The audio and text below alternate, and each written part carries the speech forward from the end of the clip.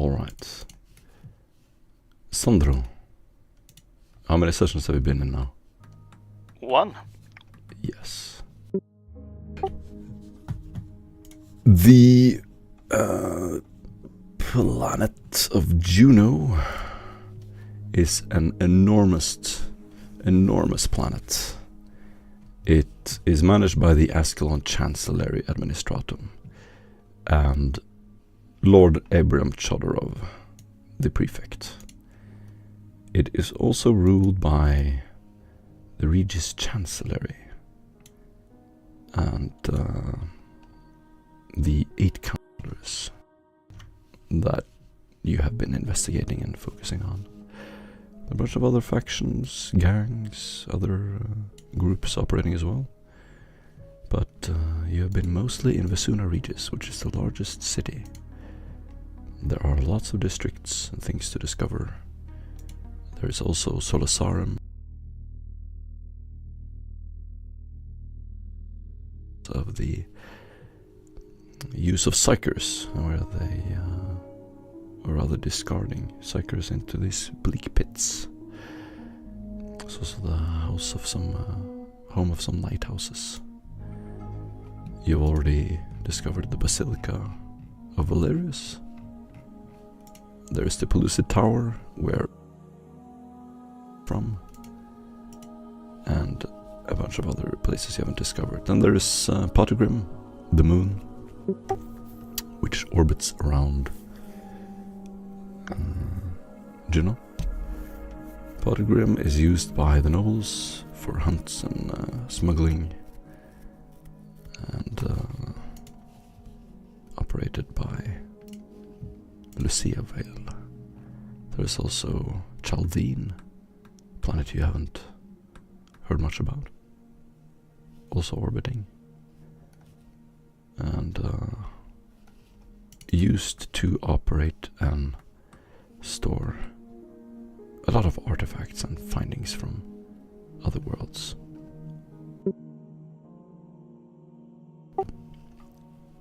Operated by Elias the Reese. You have discovered that Palambrace, Thort, and De Vries, 3 counselors, are planning to meet in the Magnus district in Vesuna Regis. There are broken manufactorum districts that have been abandoned in the outskirts of the city. Some have been split open by orbital bombardments of the past. Rusted scaffoldings just collapsed into endless black holes.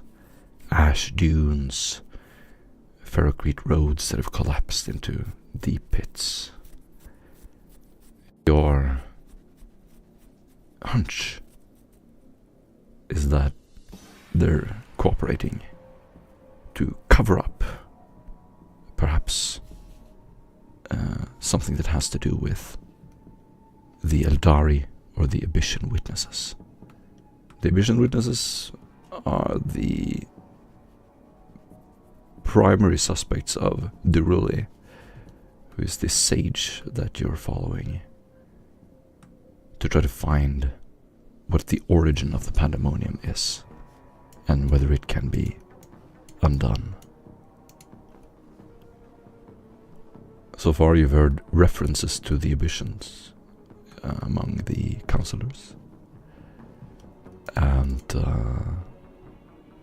you have arrived to the Magnus district a few days before they're scheduled to meet. This is a secret meeting that you only discovered by peeking into places you're not supposed to be. People are not supposed to be. And they, to the best of your knowledge, they at least yet do not know that you're also there. The Inquisition. And that's where we can begin.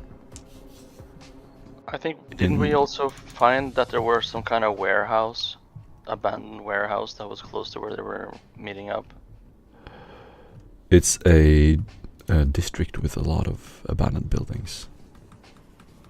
So you're walking down underground to try to reach it and find But them. are we trying to intercept the meeting now, or are we just exploring? That is up to you. It's completely up to you. They seem to have repurposed this area of the city. You will occasionally see sleek black ships flying overhead. You can see retooled and repurposed Mechanicus underpasses. It is clear that something is going on here. You're skilled enough to make it quite far without being discovered. And now you've decided to try to venture underground, close to where you suspect the coordinates were.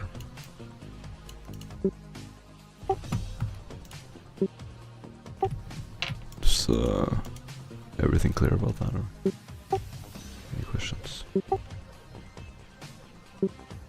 Yeah. Good. Awesome.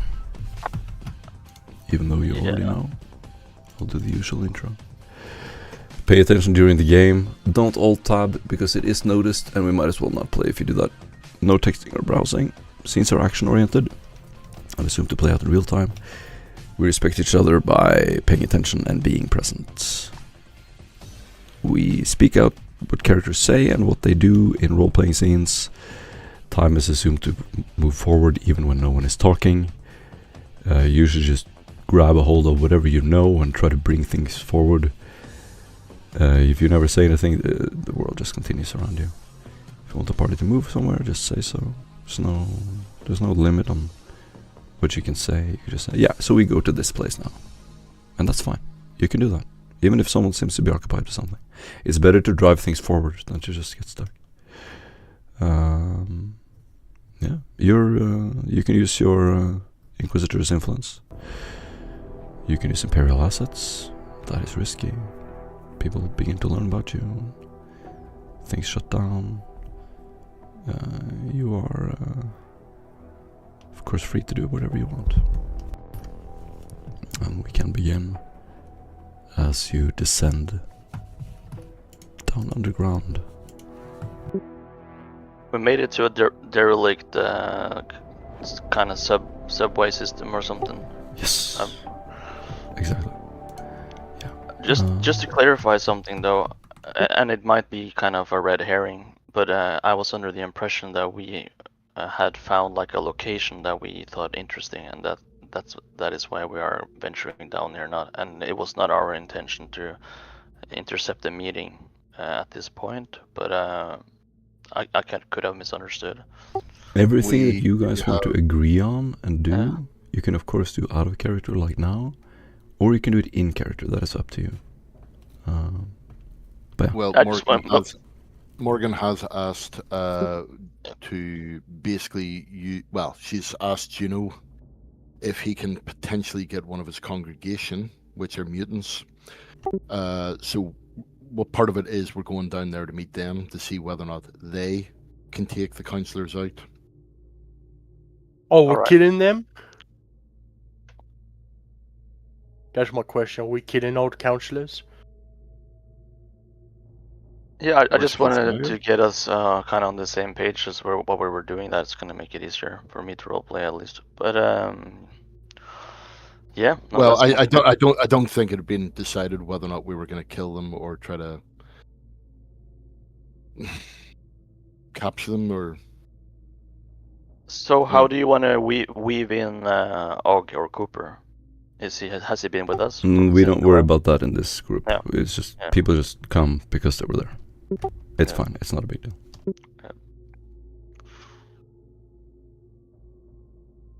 Yeah. So are we killing the counselors?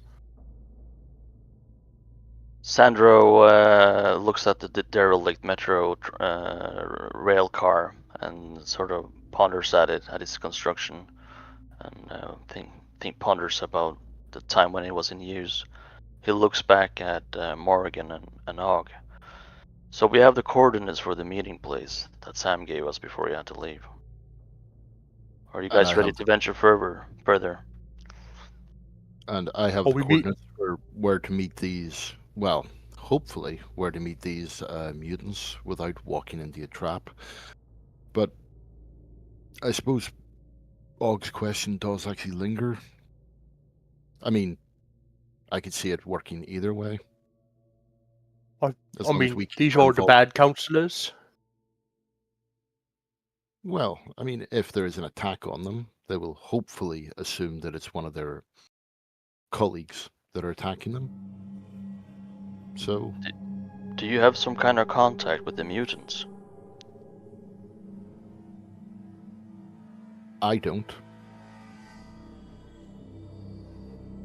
Elaborate. Shouldn't we just purge the mutants? Why are we talking to the mutants? Okay, I'm gonna set this in. You're okay, so you've gone down into underpass. This used to be a place where trucks, auto carriages would drive down and unload whatever in these tunnels next to a railroad that has been shut down, underground railroad. As you walk along, you notice that you had to hack past a couple of access points. This place has been mostly abandoned.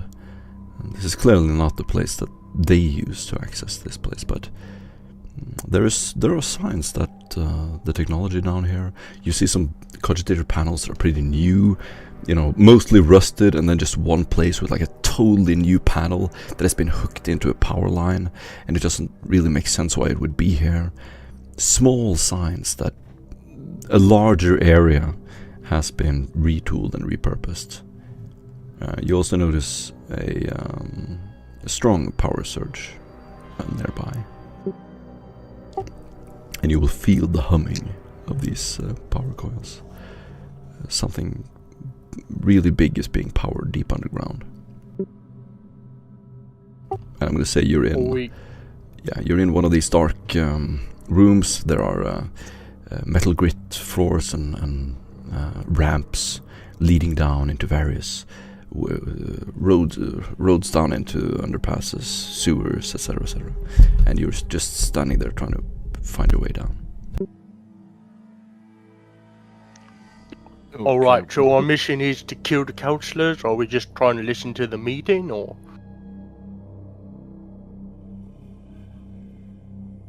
I just want a mission statement, sir. I think it's more, let's play it by ear. If we are able to actually take any of them alive and interrogate them for a short period of time, then that'll obviously be a bonus. And if they accidentally meet with misfortune, then,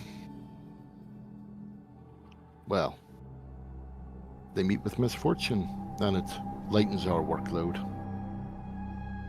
Alright. Are they the bad counselors or the good counselors?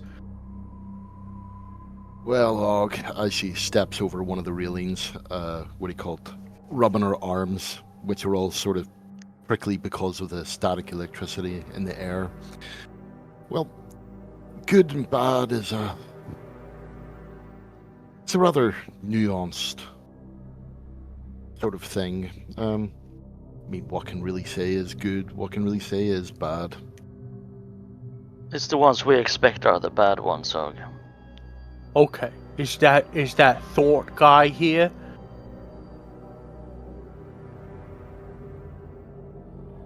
I actually believe he might be. Alright, so I'm gonna kill him then. Alright, that sounds good.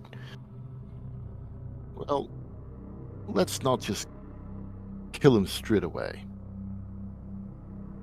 Well, it seems that you are privy to things that I'm not, Morrigan. I suggest you take the lead for now.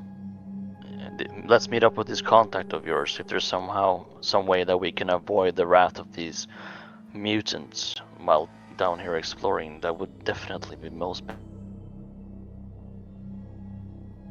Even rally them to our course, even better. Well, that is... I don't like the idea of working with mutants, but I guess that's right. I guess that's tactical, sir. Quite. Think them more as a a cudgel to beat your enemies with, Og. I mean, I could use them as a cudgel, I guess. Is that what you're suggesting? Let's not rule it out. Okay. Stay close and don't wander off, Og. Og turns on all of his lights on his light power armor and lights up the entire tunnel and just starts trudging forward down the huge thoroughfare, kicking rocks, making a bunch of noise. God, and by the throne, Morrigan. Sandro touches his forehead and rubs it. Let's try to be quiet, Og. We're not ready for unwarranted attention. How far is it to your contact, Morrigan? If you give me 5 minutes so that I can see again, I might be able to answer that question as she slowly feels with her foot the way forward after being blinded by Og. Well, I mean, if we're looking for mutants, the ones we want to talk to, or the ones that can talk, usually are attracted by the sound. Because the other ones, the more feral ones, get scared and run away. We don't want to meet the mutants. Is that not what you were saying? That's the contact, right? From that fucker that we rescued from the Basilica. Well, if we meet the mutants before we establish contact with the contact, then we risk into being attacked like anybody else. We want to stay quiet. Keep a low profile. Can you do that? Like turn off those lights. What you need to see. He has a point. How far is this contact of yours? I have a list of coordinates. If it goes straight there, a mile. If not, then... Wait. So it's eastbound? A mile? We could probably take this fair away. It will take us far distance. Maybe look for an access hatch. Okay, well, I suppose we'll not know standing about here, and she'll give Og a slap on the shoulder and a gesture to lead the way. Alright, sir. Og goes marching down. Trying to be quiet is failing horribly at it. Nice. Can you give a description of your characters and a little bit of an intro? We can start with you. What do you look like when you walk down these dark catwalks and yeah. What do they say?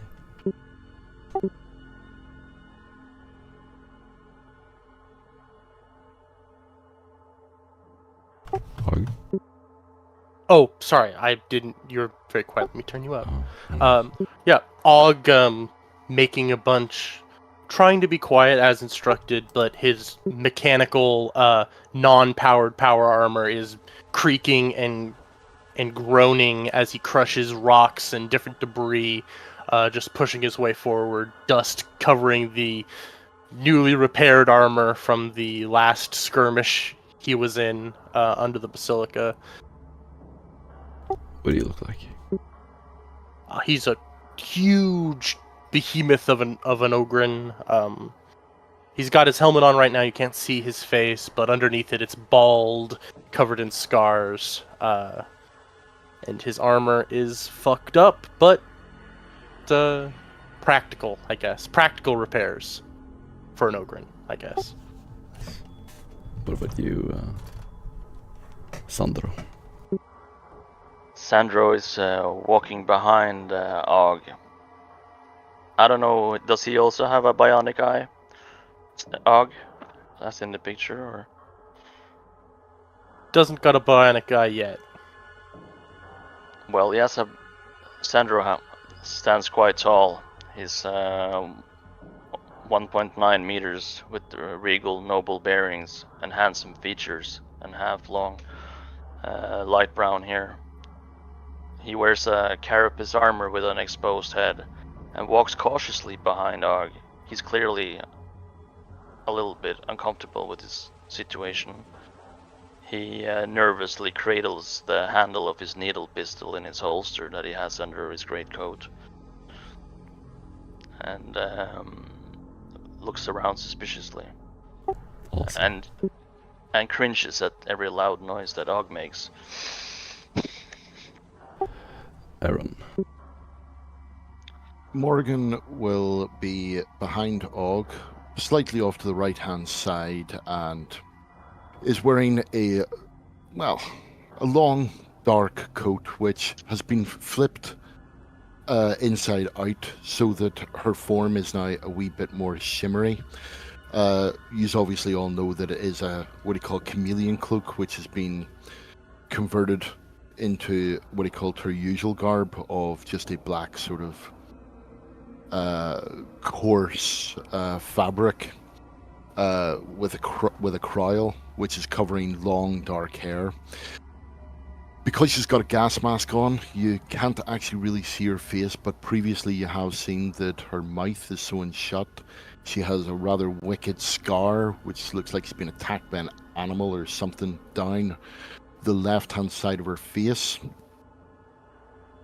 And her eyes are incredibly dark blue sometimes.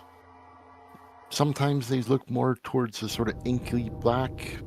It's rather unsettling if you stare at them for long enough periods of time.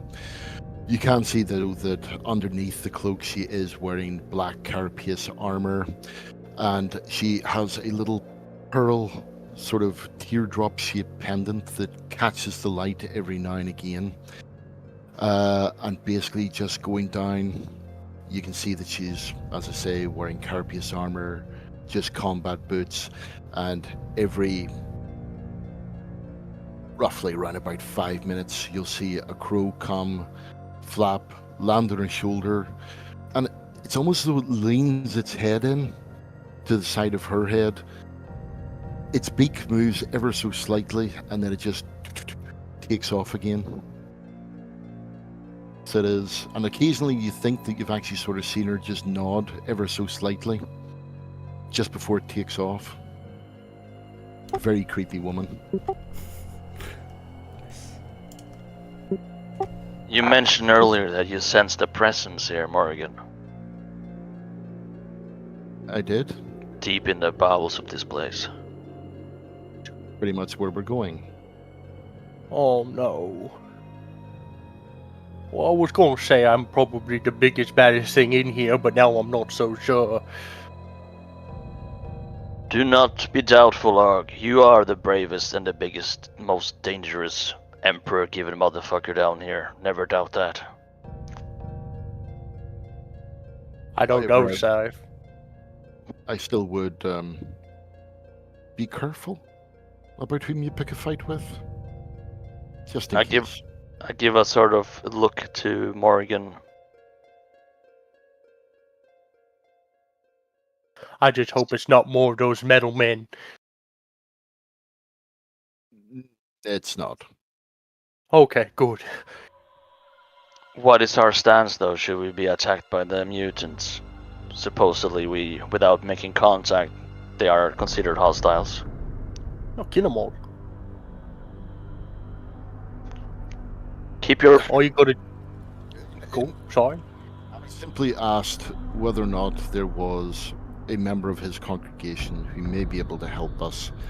I was given coordinates, where to go, presumably to meet a member of his congregation, which is more than likely, looking around her, a mutant. So perhaps we should give them half a second before killing them? Alright, well, if we're gonna do that, you gotta stay next to me, and then I can protect you. But if you don't, then you're gonna get shot like the Arbites was.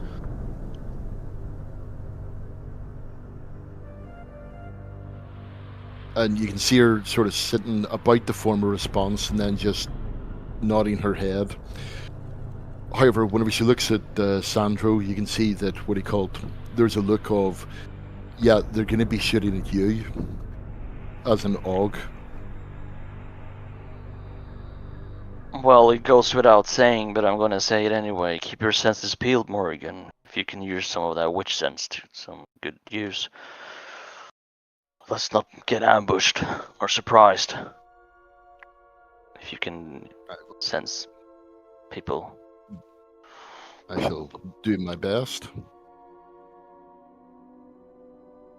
I mean, they're just mutants. They're stupid.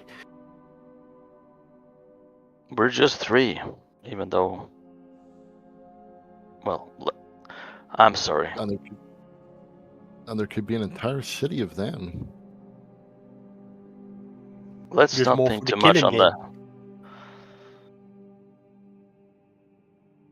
Indeed. And she's just going to carry on. Awesome. I did not. All right. As we begin to sound, do you have Tetricus with you, or did you leave him? Squall? Tetricus. Oh, Tetricus is an Ogren who has been driving you. Oh, sorry, I mixed it up. I thought his name was Squall. No, this is Tetricus. no, that's... His token looks a lot like Squall. We have it with him, or we have him with us. Technically, we did tell him to wait, though, but it would be nice to have him with us. All right, we're gonna say he's waiting, since technically that is what happened. He's gonna guard the truck, right? We should probably call up on Tetricus. We could use a backup.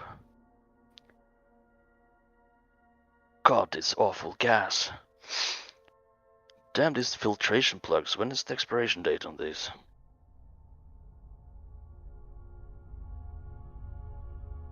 I'll shrugs. And I don't you'll even know what see- that means, sir. And you'll see Morgan going across to the, what do you call it? She'll type on her microbead and go, Tetricus? You will hear some crackle and static. Yeah. You woke me up. No, I'm terribly sorry about that. You wouldn't be a dear and make haste down to us. Sandro is feeling a little uncomfortable with only Og here. I'm coming. You hear a crackle and then the line breaks. We took the left in the first junction. We haven't made it far. You should find us easily. You wait about as long as you took, and suddenly you see his huge lumbering body come walking around the corner. Oh, I made it in time. You're still alive. Yeah, there's not been any mutants yet. Good to see, brother. You kept the little ones alive. I'm proud of you. He pulls out his low smoke. Where to now? I think we're Sandra. going down the tunnel, right? Sandra pulls out a little bit of a cute pocket Amasec bottle and takes a swig and gestures towards Morgan. After you, my lady.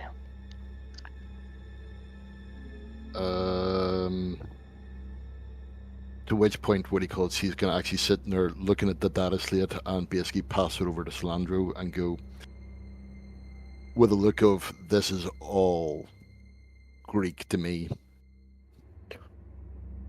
Oh, let me take a look. I'm pretty good at maps. I raise an eyebrow to Og, and for a moment I look at the map before giving it to him, in case he destroys it. I want to memorize it. At least the coordinates. So I can also follow maps and coordinates, or do I need like a tech check to engage with it or navigate? I give it to Og. And Morgan will snatch it from Ogg's hand and go, remember what happened under the cathedral. I got us through that maze. You got us lost. Give me the goddamn data slate. I can navigate galaxies for throne's sake. Should be able to navigate a few tunnels. You study the map, and even though you're in the outskirts of the Magnus district, these collapsed towers and spires and scaffoldings that make up this impossible maze have been logged by the Mechanicus recently. Ahead of the path that you're walking lies a fortified Mechanicus ruin built into the remains of a collapsed data spire. You read the telemetry data and various coordinates. The surface is reinforced with new plast steel plating and fresh auspex towers. There's a false cog shrine fronting the entrance. Some new construction has been built over this collapsed Mechanicus institution. It is guarded by a recessed landing platform and a single turret mount. The plans don't really go much deeper, but the area looks like it has been built recently. Every detail has been meticulously thought out, built like a fortress. Someone built this place with precision and intention. There are also plans for huge power sources deep underground. The Mechanicus' official plans don't go any deeper than this. On the path that you're walking, the hall is rather narrow. How does this location correlate to A, the point of interest of the meeting of these council members, and or B, the meeting point or the rendezvous point of the contact for Morgan? The rendezvous point for Morgan is right on the edge of this area, near the surface, closer to the Magnus district proper, where Seredict is. But the only path to this rendezvous is through this. No, many other entrances, and the meeting place takes place in this. You can imagine like a blueprint, and then there are like plans and various things around an area, and then there's just like a suspicious middle part missing from the blueprint. Yeah. That's where we want to go eventually. Sandro thinks to himself. Did you find where we're going, sir? Alright, listen, look here. You see this area? Looks over your shoulder. Yeah? There seems to be a new fortified Adeptus presence here. Adeptus Mechanicus. I would rather avoid encountering them for now. Right. I believe we can bypass it by perhaps taking this route, and we should be able to, Emperor willing, meet your contact, Morgan. Alright, sir. Sounds like a plan. I'm following you. Just What do you point and say, shoot, Morgan? dog. Yep. Hit it with the hammer. Lead the way. I mean, and she's just. Let me know if you need to go through any walls, because I can have my lash cut out in like 10 seconds. And she's just looking at the drips coming down from the ceiling and the rusted mess of the underhive, and basically just, this is just an alien environment. Tedricus draws a deep breath of the low smoke. I go over. We should go up against the councillors now. Maybe we should call on reinforcements. We're just meeting with Morgan's contacts first. We're not going to confront the councillors, as far as I know. Fair enough. Take a look at this map. I think if we make a bypass over here and take this route And this subsection, it should lead us to the coordinates given by Morgan. Do you agree? No. Yeah. Huh? No? No? No. Yes? That place is not safe. Call him up. Ask him to meet us somewhere else.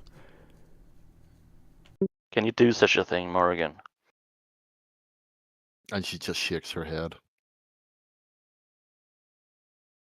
Yeah, I mean, you said you didn't want to go towards the Mechanicus fort, and it's right next to it, isn't it? So this is Well, what I we won't- get for trusting mutants. You can hear some vent going off. And there's like a flow of steam filling the ceiling of this airily lit white lights of this long corridor. And you're standing on a catwalk. The hinges creak with rust with every step that Tetricus and Og takes. Tetricus leans on the railing. Oh, my bad.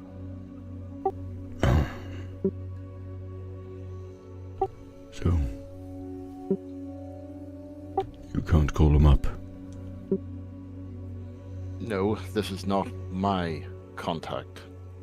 This is someone else's contact. We are piggybacking off it. Alright. So we either use it or we don't. We come this far, So- we use it. Yeah, there's an old saying in the God saying, if you use it, you don't get. Oh, that's not it. Use it or lose it. His present. Sandro takes another swig of his amazig. Yeah, that I can agree on. We're at loose ends right now, grabbing at straws. We need every advantage we can get. Well, standing on this catwalk is not going to give us any advantage. If anything, we're sitting duck. So I suggest that we follow the route that you've planned out and hope for the best. Or we could always go up against that and she'll point out that turret.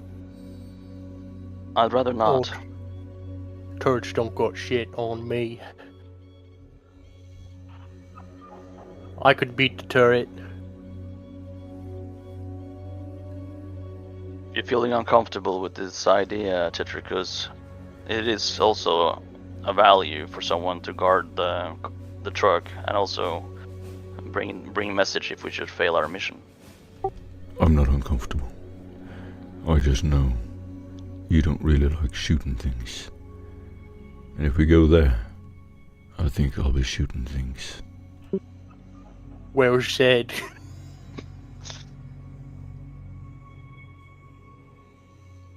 Well, it's up to you, sir. You're in charge.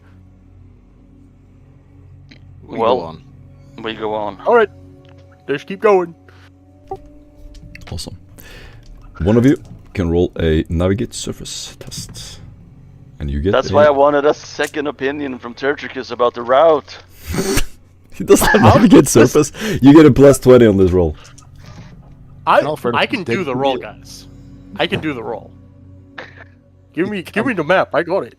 See, we gotta go down this hallway over here. Yeah. Oh my god. I'm so useless. I'll use the inspiration to reroll that because I feel like I can do this.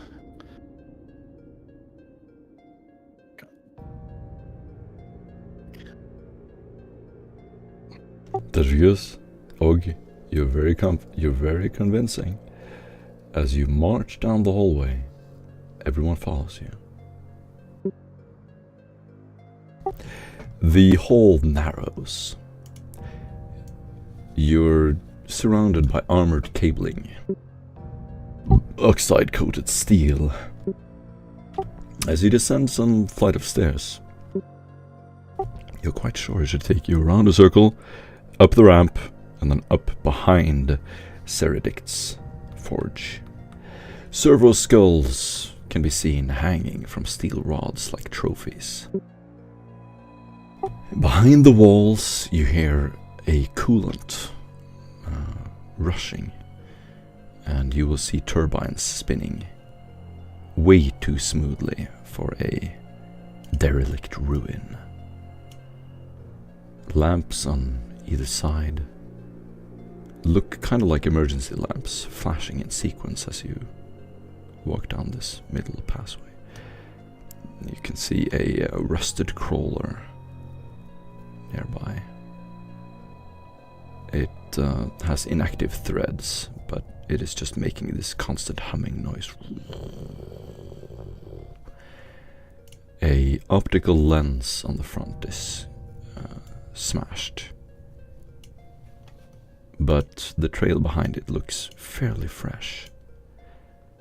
You also begin to notice security systems humming behind the metal.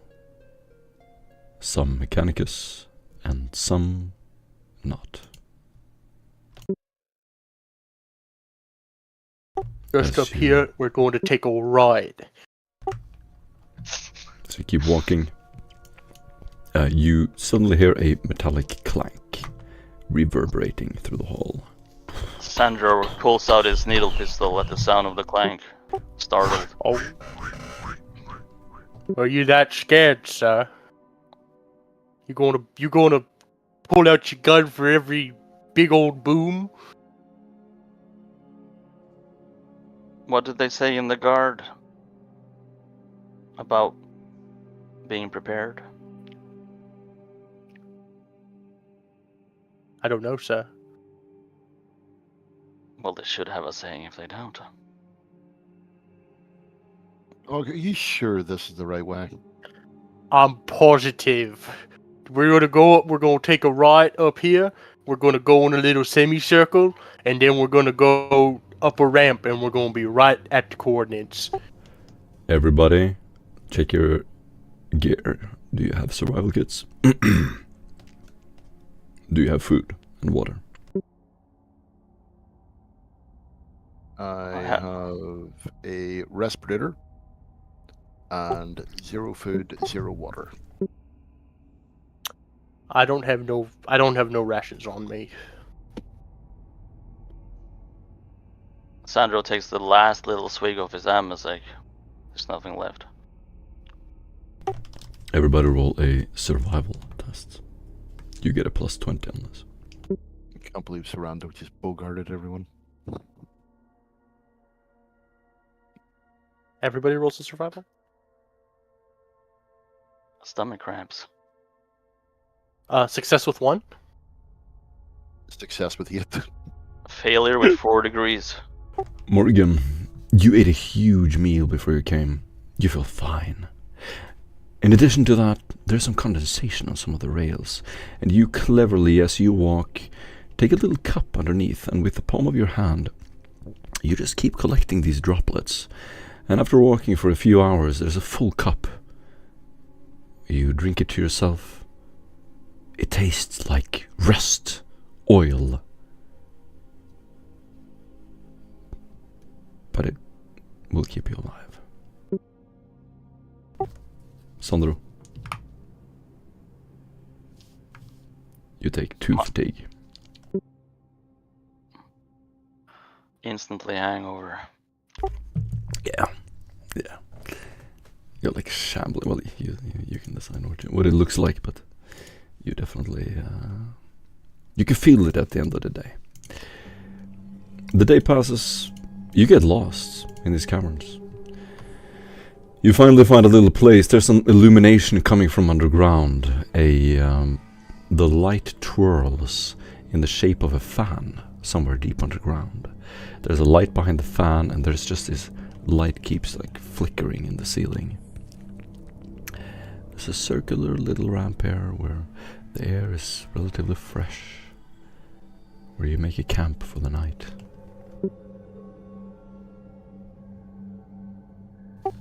Anything you wish to do before you sleep?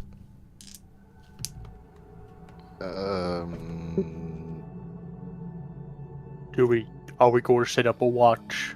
Do you want me to stay up and wake you up when I get tired?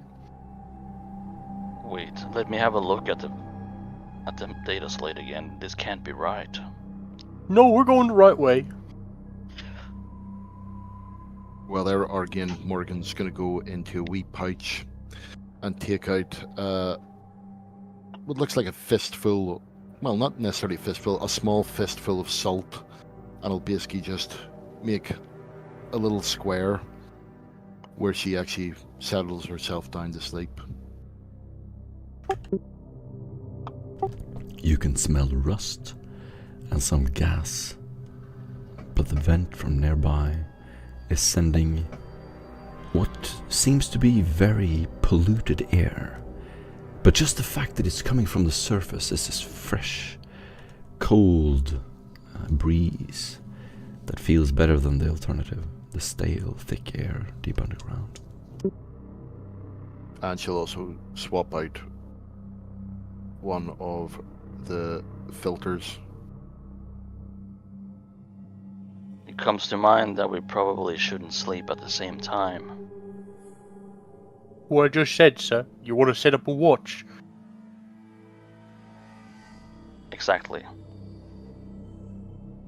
Who is filling up for the first shift? Boys, sort it out amongst yourselves, and I shall see you in the morning.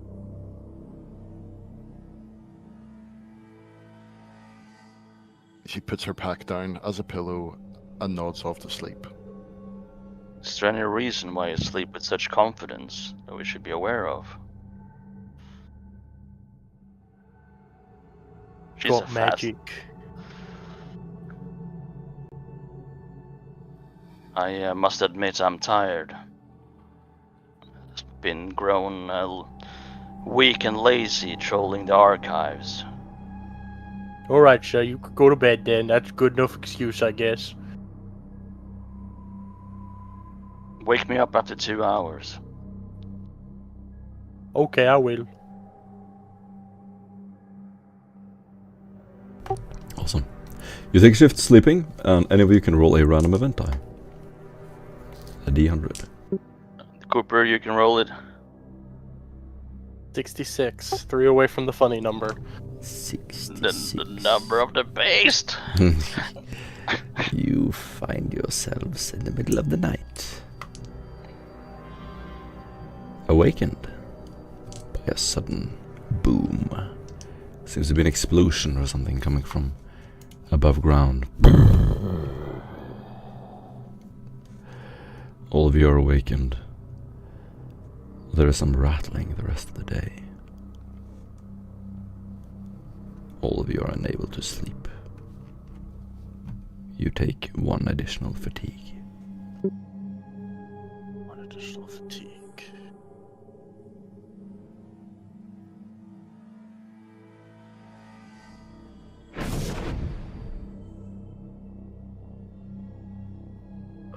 Now that's right and proper. Now I'm getting back. Now it reminds me of a couple of years ago when I was getting mortared. That was fun. I also remember the one time in a duel in space. Our Gellerfield force field nearly snapped. We were lucky to make it out. I wonder if there's any of them little sump rats around here. Be on the lookout for any little rats or something. Them's good eating. I agree.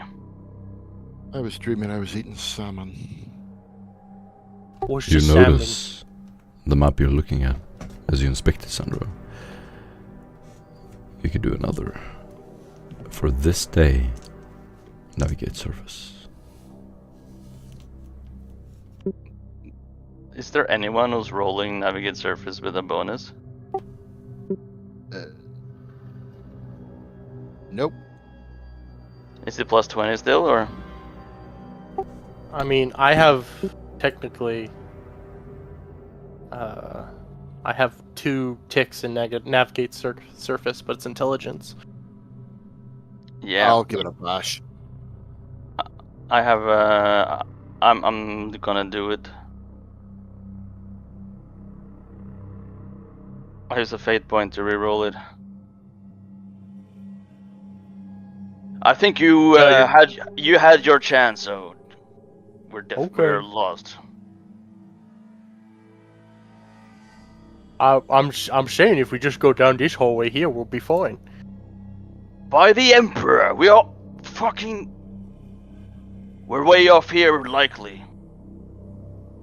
You're taking us the wrong way, Og. You rolled intelligence.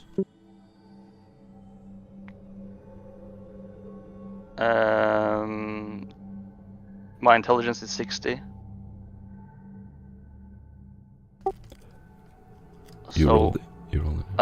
I rolled a 6. You rolled intelligence instead of operate surface. Oh, so do I get a minus? It's not operate surface, it's navigate surface. I don't have the skill anyway, so it doesn't matter. Or sorry, I can re-roll it though.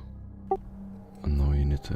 Whoever wants to try to navigate surface needs to roll navigate surface. If you just here, sir, let me try again. I swear I can do it.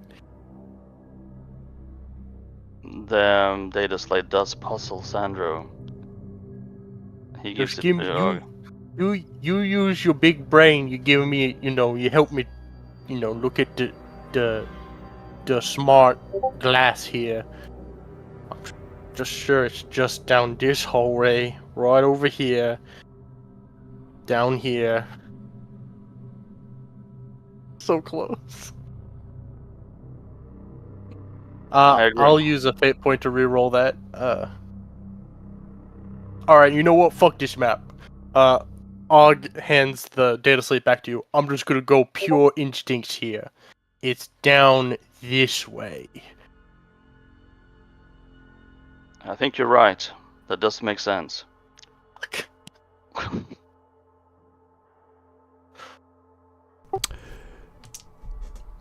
Alright, Og. You find the way, without question. The exact path to the surface.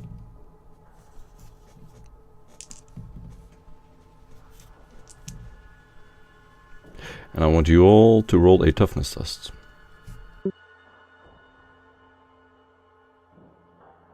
Right over here. There we go. Actually make it 2 degrees of success. Without any modifiers.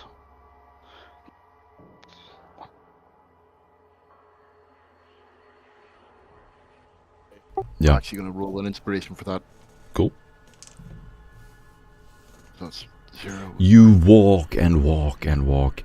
You can hear your footsteps reverberating through the metallic halls and these metal grit catwalks. You just get so tired of the same clanking sound again and again and again. You can smell the metal, the rust. It just sits in your pores at this point. You wipe off your sweat, and you're no longer sure if it's like a layer of fat and grease, or if it is your fat.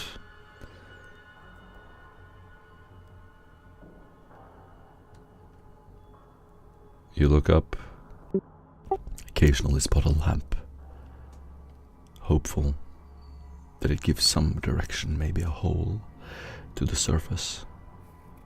Nothing. No ladders. And you find more and more places that have been tampered with.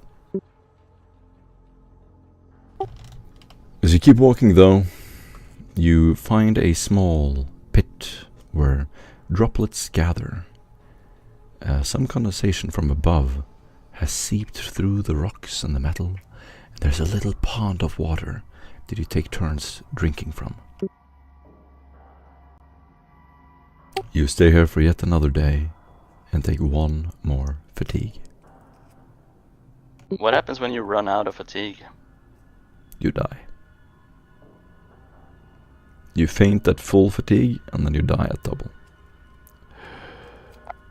You sleep another night. Please roll Wait. 100. You get low, sir. How you feeling? How much fatigue have I taken in total now? 3? 4. 4. Yeah. Sandro doesn't wake up.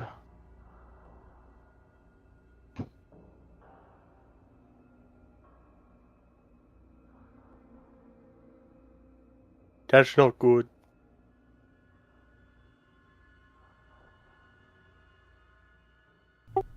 No, you have 5 total threshold. How do you know that? Your strength plus your toughness. It's 5. Alright.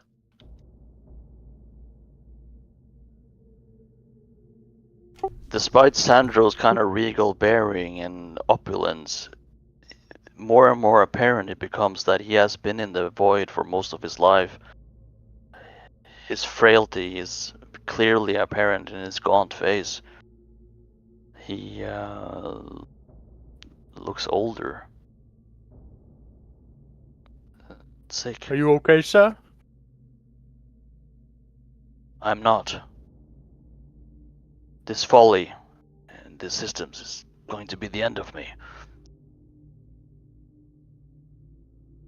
My bad. It's willpower plus strength. You actually have 7. Willpower toughness. Oh, I just bought a lot of willpower with my XP. You have 7 fate. Or Nice. not fate, but Oh shit, yeah. there we go. 7 threshold. But you take every characteristic that is under 40, you take at half skill. So instead of 40, you have 20. Do any Due tests? to fatigue? Due to fatigue. Do I have 5 fatigue or 4 now? 4.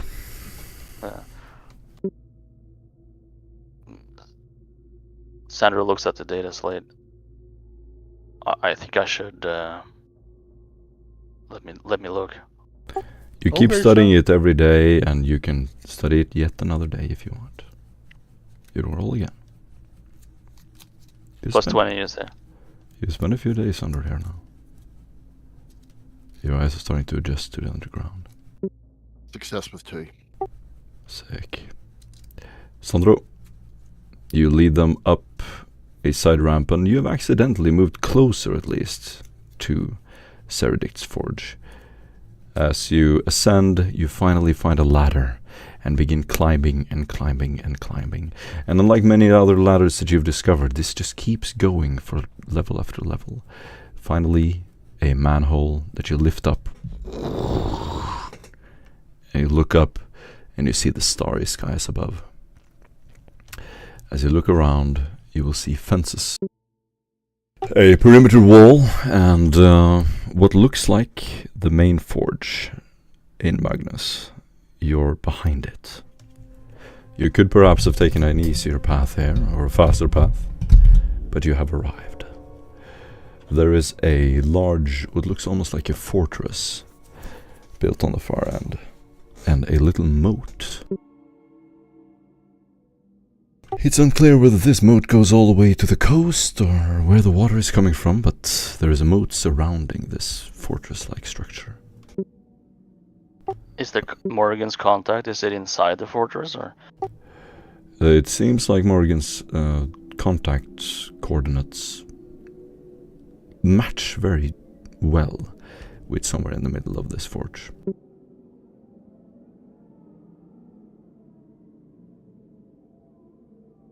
Emperor's teeth. I must, however, caution that we were told to go there ASAP. We are now 2 days late, and on top of that, if the information that we actually have is correct, those councillors arrive within 24 hours.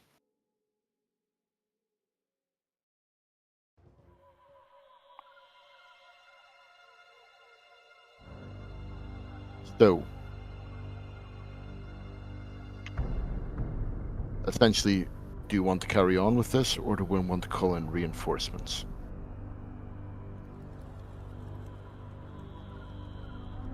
Sandro is like rubbing his forehead, thinking, not saying anything. You can actually see that Morgan is furious.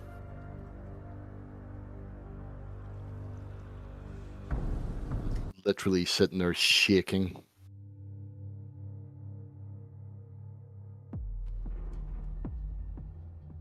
I don't know. You're the most senior member.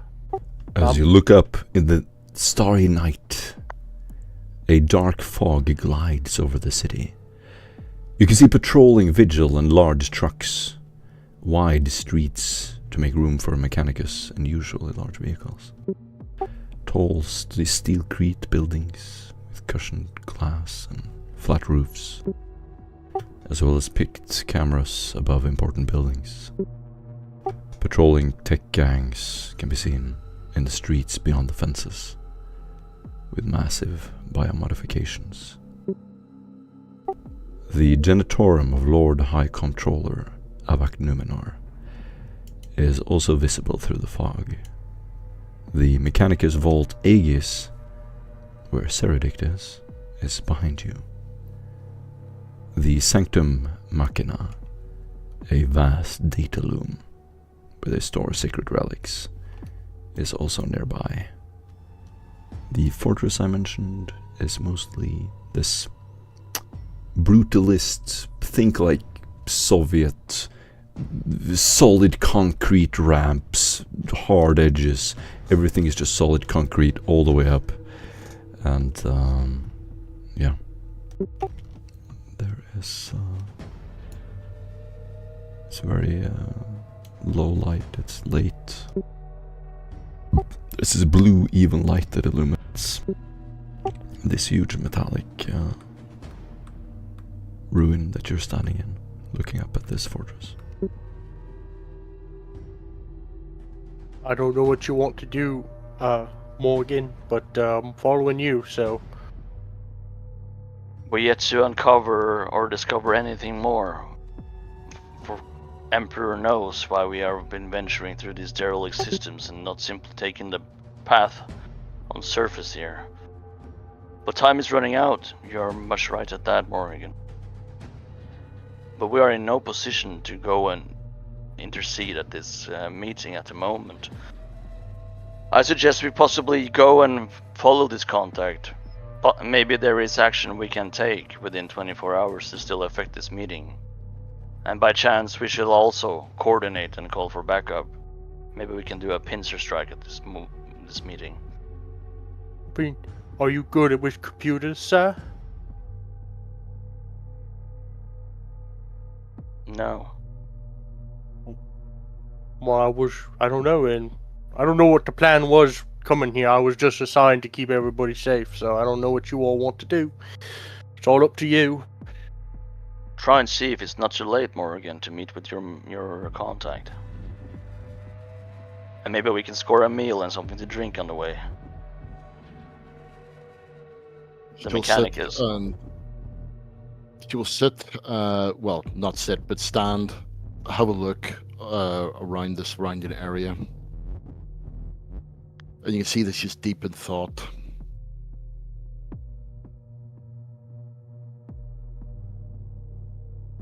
Then she'll snap to and say, right, we shall go and see if this contact is still about. To call in reinforcements is counterproductive. That is, it'll end up in a three-way fight at best. So let's see if we can salvage anything from this. Alright. So should we just walk in then, or is this fort still active? I'll go, take a look around the corner and look at the fort. Is there any sign that there's been activity there? You see several men clad entirely in black.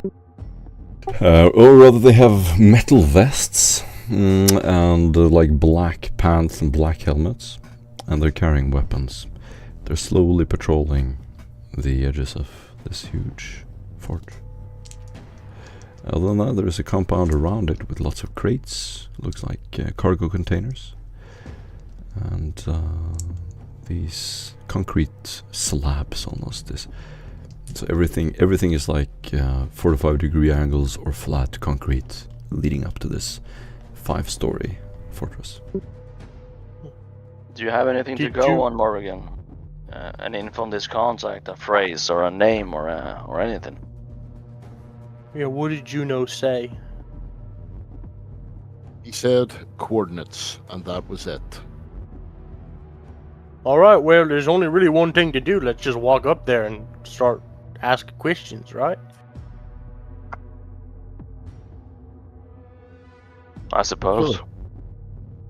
I was rather hoping for something a little bit less conspicuous. It's sort of... Yes, well... Perhaps I'm just too trusting. Come on then. Alright. In fact, actually... Oh, you said that there was 2 people outside, correct? There were a few of them. Okay. Well, They're on a rotation. Standard practice. It looks like. Just from the outside, at least. We have so out of character question. Oh, go ahead. Sorry. I didn't mean to there's interrupt. a group of them, right? That's not going to work.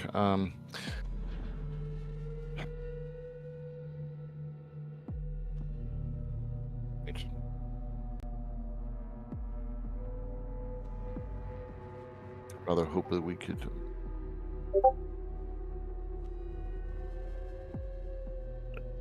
Right. Let's just. We'll go and enter the fortress under the jurisdiction of the Well- Vigilites.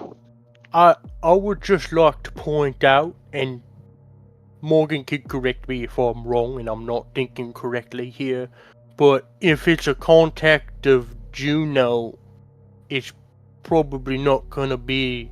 They're probably not going to be friendly to the Arbides or the Vigil, because they're rebels. Remember? It's entirely what I was just thinking.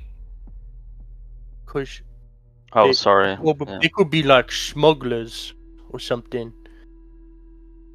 So all we have to do is just go up there and say, "Hey, we're with Juno. Don't shoot us." And if they shoot us, we fucking kill them. If we're going to stand around and dilly-daddle any longer, I'll die of starvation. I mean, at the end of the day, it seems like our Ogren friend here has come with a rather simplistic but direct approach. I second that. All right, let's go then. Aug's gonna start marching down the gate, though. Just out in the open, lights on, walking down Alrighty. straight towards the fort. Okay. Okay. As you begin walking, you walk up a 30-degree ramp. It's very short, just high enough to reach your head. And as you walk up, you're in. It's almost like it's a long wall, but it's just like a solid metal slab surrounding this fortress. And you're about to walk in on the main compound surrounding it. There's like a maze of these metals, these concrete slabs, rather, that has been placed here. There's even some grass growing. As you look down, there are odd plants and things growing in dirt. The water, as you can see in the horizon, seems fresh. There are even some trees in here. It's unusual. And as you look around, there's a little metal container next to you. Almost looks like a shipping area. You can see belted vehicles have been driving on the dirt. On the far end to the right, you spot a man about to turn the corner. He's patrolling. He has an auto gun on, or an auto gun in his hand. And he's just slowly patrolling, stops, looks around. You can see him pull up a little flask and drink from it. Target acquired. What? Am I going up there alone? Are you guys following me? Yeah, I'm following. Oh, yeah. Right, I'm gonna walk up to that guy then, because he's alone, you said, right? He's alone. He's alone. Yep. As you get closer, he will do a little roll. Suddenly, you can hear something, and you can hear a voice speaking on some kind of communication device. The man immediately draws his weapon and takes cover behind a crate, pointing it in your direction, Nog. Oh, you're gonna try to shoot me with that tiny little gun there? Contact! Contact! Oh, I guess they're hostile. Og will go to his back and flip on his Vox jammer. Oh, Sandra I'm gonna say raises his you're hand. 25 meters away, Og. Og. There you get it. can- What? He's gonna try to shoot me. Sandra Has he shot yet? raises We're his in hand character, in a, this is in character. Sandra raises his hand in a gesture of non-conflict and steps before Og. We are not Vigil! We're He not vigil. muffles under his breath while clearly panicking. Calm down. Everything's all right. We just want to talk.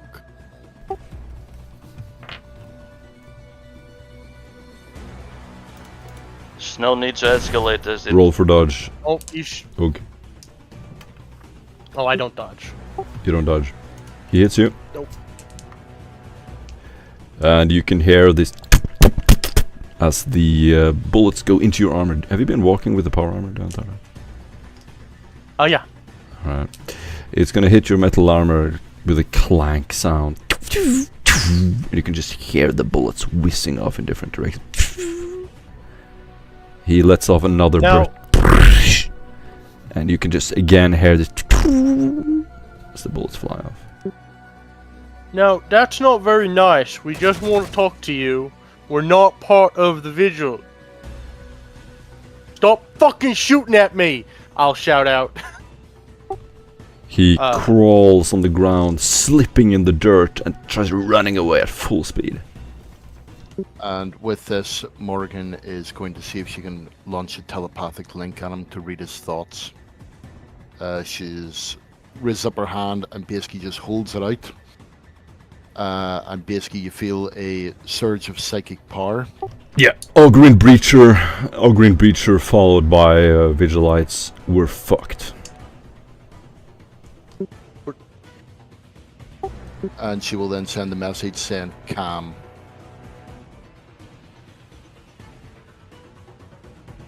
You have to do a willpower test. He just begins running at full speed away. I believe you haven't taken your turn, Sandra. Sandro's prone, holding over his head. Got it. The guy begins to run away at full speed. You see him disappear into the fog. You have one last round where you can barely see his back. I guess Og's gonna go sprint after him. He's about 50 meters away. 50 meters away.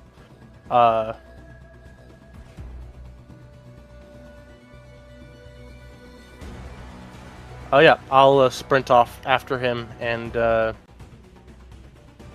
Og takes out his grapple line and kind of tries to do like a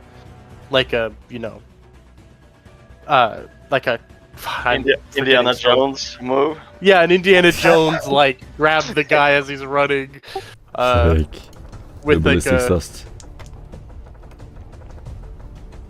All right, let's try. Don't do that.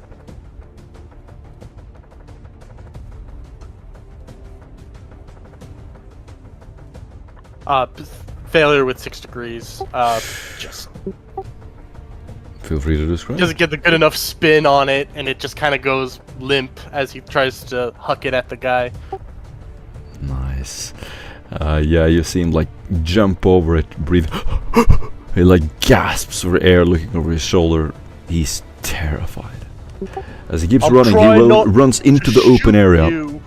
You can see like containers on one hand, fortress on the other. He's running up to it, and you can see frantically he drops his autogun while running.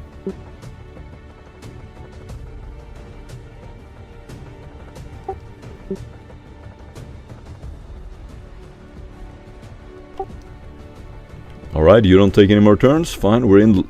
reminder, we're in live now. This is live roleplay.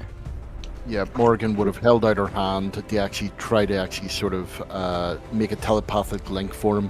But seeing the speed that he's actually running, and concerned that if she actually gives him a command to trip, he might hurt himself, so she just pulls it back.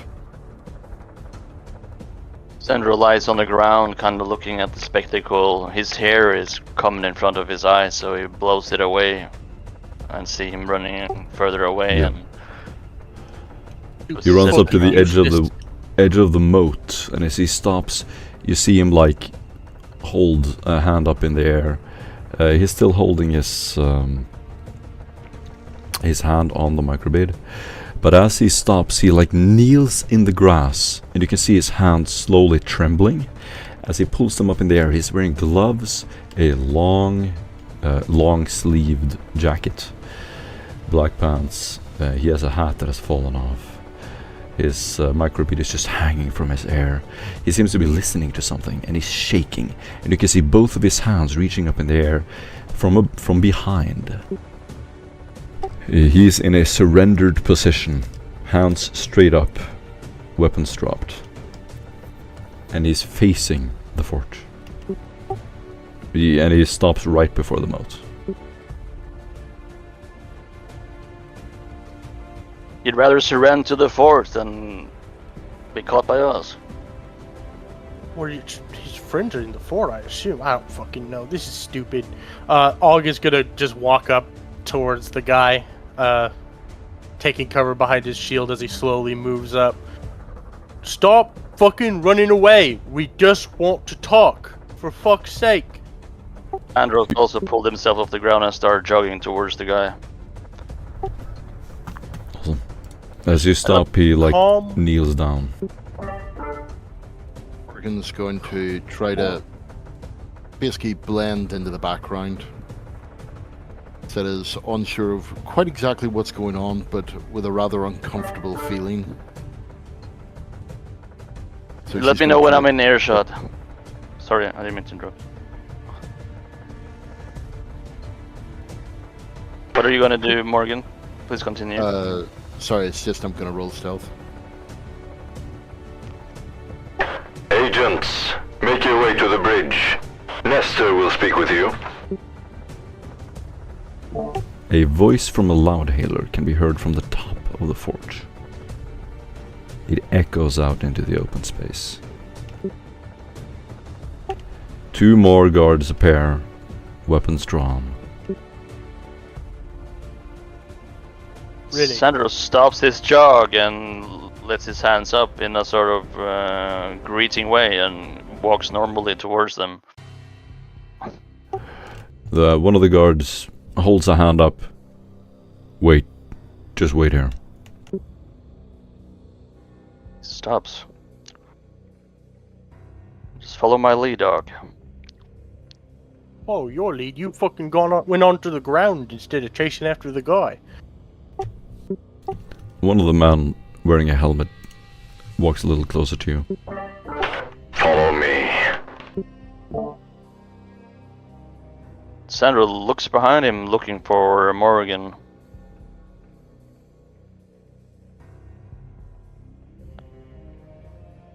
Can I probably starts following him. Failing to see Morgan, I walk with him.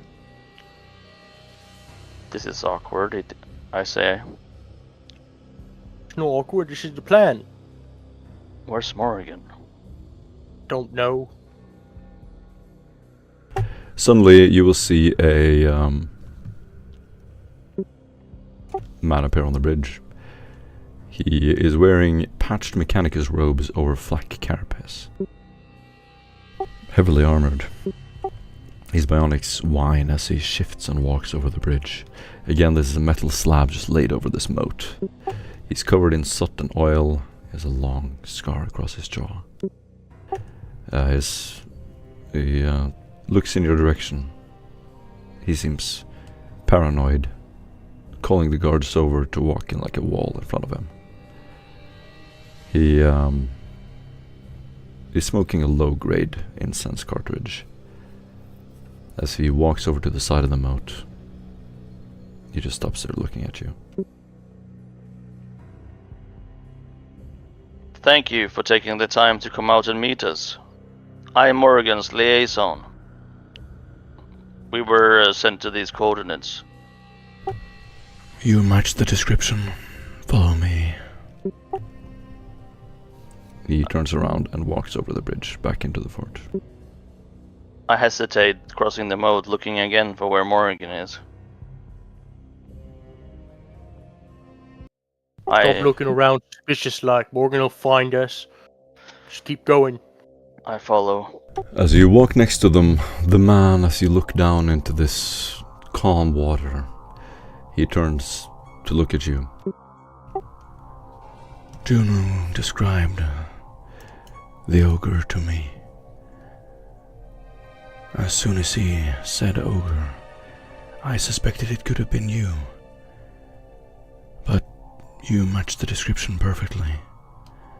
Unless you're disguised and know. What did Juno tell you? I'm not privy to the entire conversation. Juno just said that you were here and that you could help us do something in the area. You have information for us? Depends what you're looking for. You walk in, he presses a keypad. Suddenly these huge metallic doors open and you see a large, what looks like a high-class welcome hall. Like fresh, a counter, everything looks clean. Beautiful marble tiles and some stairs leading up into the fort. The man will walk into the middle. You see some, what looks almost like a prison. This grid of lasers cordoning off the place of the room, part of the room. He turns around, looks around the room. He told me that you opened a can of worms. Yep, it's our job. Welcome back. Sorry. What can I do for you? I owe Juno a lot. He vouched for you. That's good enough for me. Right.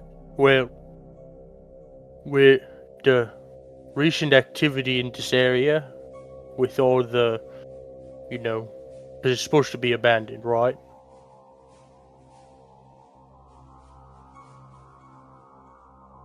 About the worm. We're hoping you could tell us something about why there's so much activity here now, and what they're planning to do, since you're around here all the time.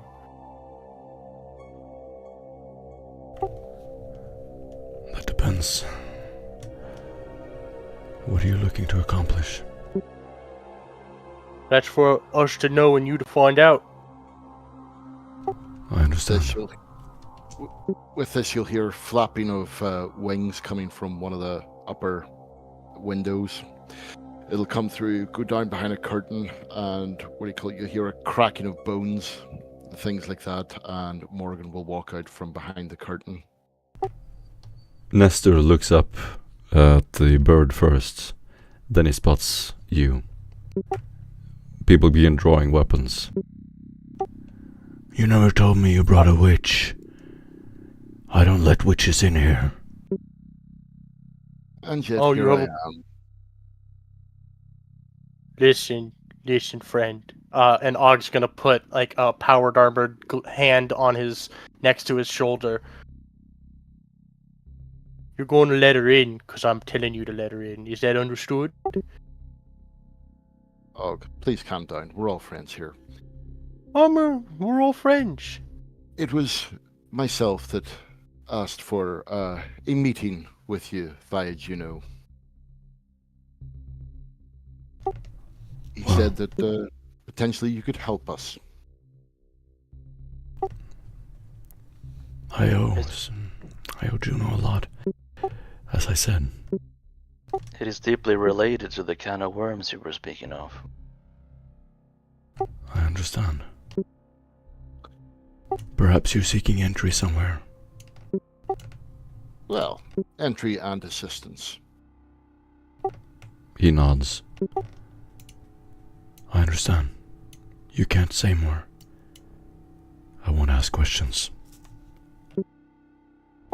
He looks down his data slates.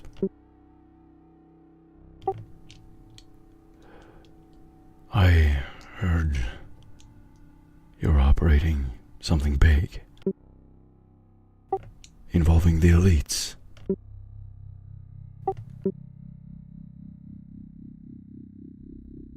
Well, why don't you tell us what you know and we'll fill in the blanks. Do a charm test. You get a +10. Yeah, I'm not gonna win that. Any of you. Well, that I'll do it. That's to say that you are right. We are working on something big, and it is with the elites. And I'll roll a charm +10. 7 degrees of success. There you go. Fuck. He nods and smiles and looks at you. I understand. You look well put together. I have no doubt you know what you're doing. If you can take some of them out for me, I would just be eternally grateful. It He is looks up again. It's a 3 birds with 1 stone situation. Indeed. He looks down, catching himself for a second. You said something about resources. I recently came over this. Some of my men did surveillance for a scavenger around last year. We've mapped half the support systems down there. There's a substation. Here. He turns the data slate. There's an atmospheric override. If you're planning anything stupid, it has everything. Have you and your men ever explored this area? Pointing to the sort of the area that has nothing suspiciously within the map. This is where the Mechanicus stores their leftover goods. Anything not meant for prying eyes. Everything not on the books. You will find everything you can dream of here. Weapons, vehicles, data. Any chance that these birds I'm talking about is using this area, or is it active by the Mechanicus today? Both. They're definitely using it. Probably through the Mechanicus. He will transfer the data somewhere to you, including a vault, which he gives you an access code to. I want to take a look at this guy and kind of get a measure of him. Does he seem to be aware of this presence that Morrigan has talked about? Or is he hiding something, perhaps? He seems to be mutually understanding that you both hide something. He's wearing a Patch Mechanicus robe over a flak carapace. You can see his bionics, but he's clearly not Mechanicus. How long has it been since any of your men or contacts have been to this location? Well, we go frequently. We can't get too deep, but we have used Allspeak scanners everywhere. We know... well, there's a place under Vesuna where black psychers go quiet. Dominion built it, but the Mechanicus doesn't touch it. They say it pulses in the warp. Probably just Indeed. a myth. It may not be a myth. This place it's deeper underneath. In any case, one of my scouts found a Xeno Nexus. One of the panels had been merged with Xeno technology, used for intercepting Xeno signals. Do Can they? you point? Do Go you ahead. have a picture or Right anything here. like that? He points to one of the hallways on the far end of the forge. You would have to go underground to reach it. Can I look at the picture? Yeah. So What- he just points to a schematic, and he just draws a circle with his hand, and you can see his hand is like cracked and all, burnt up. So I am very knowledgeable in both Archaeotech and Eldar. Is this anything that could make sense to me? Absolutely. He points to it. This seems to be some kind of underground sanctum. It's a hexagonal chamber, about 60 meters wide, 30 meters tall. I don't know what they use it for, but we have seen landers. Something opens, a hatch.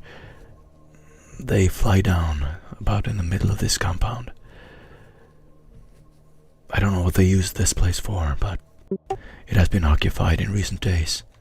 They're preparing for something big. You'll find data vaults. He points to some of the ventways. I don't know what this is. Do you have image or schematics? Nothing. We caught the panel. Did some surface scans. They're using it to communicate somehow. There's also a landing platform. He scrolls down. Here. A huge chamber. I think it's built around a collapsed mag rail station. He points to like a circle even deeper. One of these docking bays is retracted. I think they fly down into the middle of this chamber and land there. This is where they meet. The Xeno interface. The unmarked ships. It wouldn't surprise me if they're communing with Xeno. And what are they doing? That's an assumption, of course. Are they taking things? Are they giving things? We can only see the surface of the ships. They're too far away to scan. And these supports that you mentioned, if they were blown, would they destroy this area? He looks at you. He takes one of his monocles off. Probably. I hope you're not planning to make it too big. Why is that? Because I would hope that someone who did that would let us know in advance. We will not undermine this entire area and destroy it without notifying you. He just nods, looks down.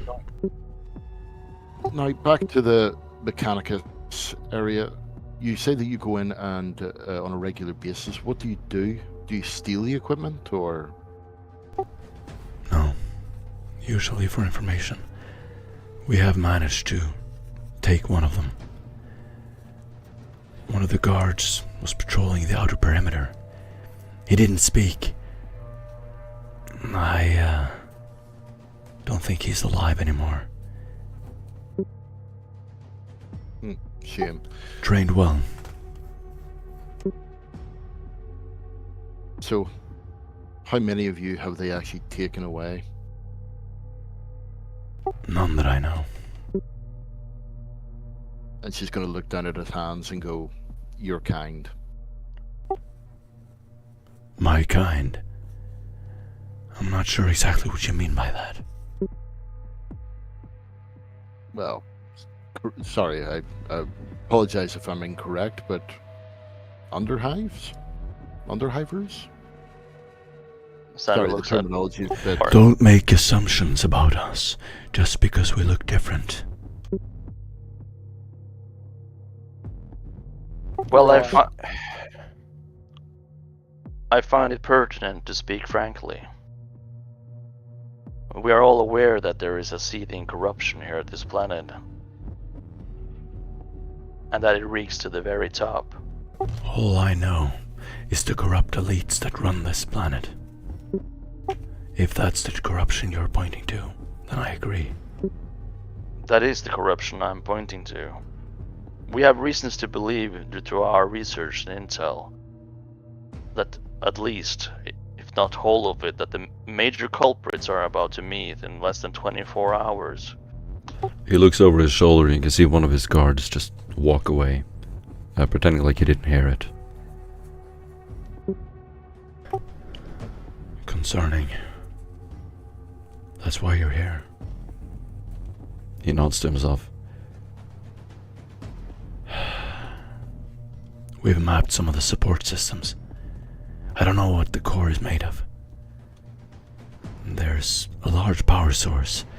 It's powering something big. Surely, there must be a way that we can proceed with this without destroying all of this real estate. What do you know about Lucia Vale? Do a knowledge Ascalon sector. Come on, Lord. Is that I have a skill that lets me roll for skills I don't have. It's called Lexicographer. So I just roll intelligence then, or? Oh. No?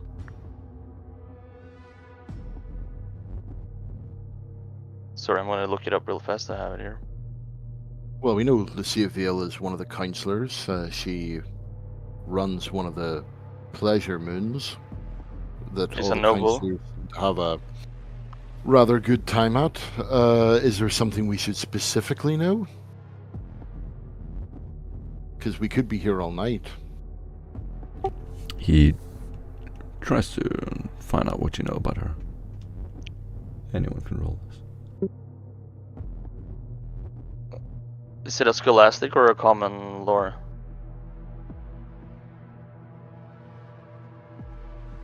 I don't have it, so. Listen, all that's important is that she's a fucking noble, so what do you know about her that you're gonna tell us? Wait, let me roll. I just gotta infuse knowledge. That's what I have. Yep. So infused knowledge lets me roll on common and scholastic skills, even if I don't have them, at a 0, 0, 0, or how does it work?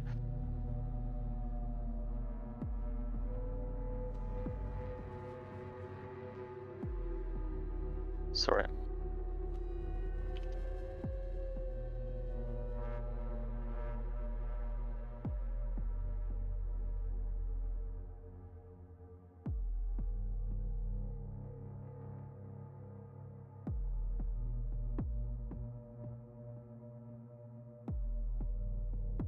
So, while my colleague brings up his information on the data slate, 5 degrees of success.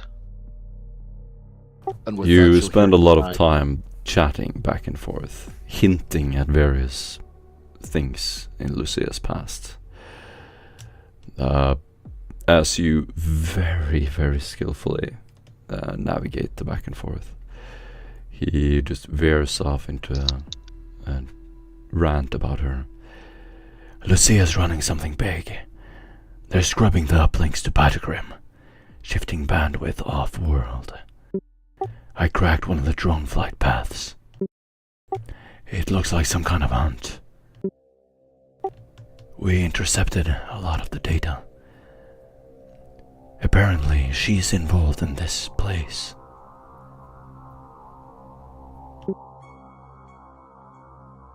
He will transfer a bunch of notes he has on Lucia planning a noble hunt event on Patagrim. She's masking comms, and she plans to use this event to get rid of any loose ties, because she feels she's being scrutinized, and she suspects the Inquisition is after her. So, this guy is warning any of his contacts and any of his friends not to attend this hunt. Oh, she's gonna kill people on the hunt. Okay. Yeah. She's using it to get rid of loose ends. Quite right. Anyway, I suspect she's involved in this compound as well. Whatever they're doing here, she's providing something. Speaking of... So... You mentioned material. I know where the Ordos store things they don't want on the books. He turns the data slate again. There's this grimy, dirty surface on the data slate. He pulls a little bit yellow outlines on a black surface. Exodus ammo, tox rigs, prototype stasis cuffs. I marked it for when we get desperate. There are things there you won't find anywhere else. He marks it on your data slate as a weapon cache. It's built into an old Mechanicus quarantine bunker. High tier gear.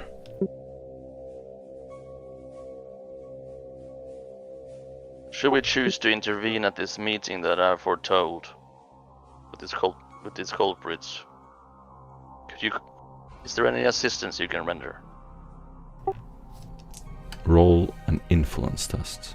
He begins inquiring into whether you know this or that person, and he just casually drops various events reserved for important people and so on. I am at a loss. Which makes sense. He raises an eyebrow. We have our scouts. We can send you this. If anything happens, we'll go as far as we deem safe to try to find you. That's all we can do. Could we perhaps see if we could push that limit a little bit further if the equipment is unfortunately misplaced into your possession? He smiles. You're reading me well. We have an agreement. Fantastic. It's amazing the way things get lost in these places. A shame, really. Criminal, you could say. He pulls the data slate back. I assume you didn't have anyone following you. If they were, they'd probably be dead of thirst by now. We took a bit of a circular route to get here. He nods. I see. I'm interested in what you know about this black site, with these black psychers or what you called it. Can you elaborate on this myth? The black site. He looks confused for a second. Oh. Well, there's some place under Vasuna. Apparently Apparently, black psychers disappear down there. Psychic screams. Built by the Dominion. You're the Dominion. He just scratches his head. I don't know. The word just keeps coming up. Remind me again, where is this Viridian or this place? He points to his data slate. Here. Is it off planet or is it here? It's in Vasuna.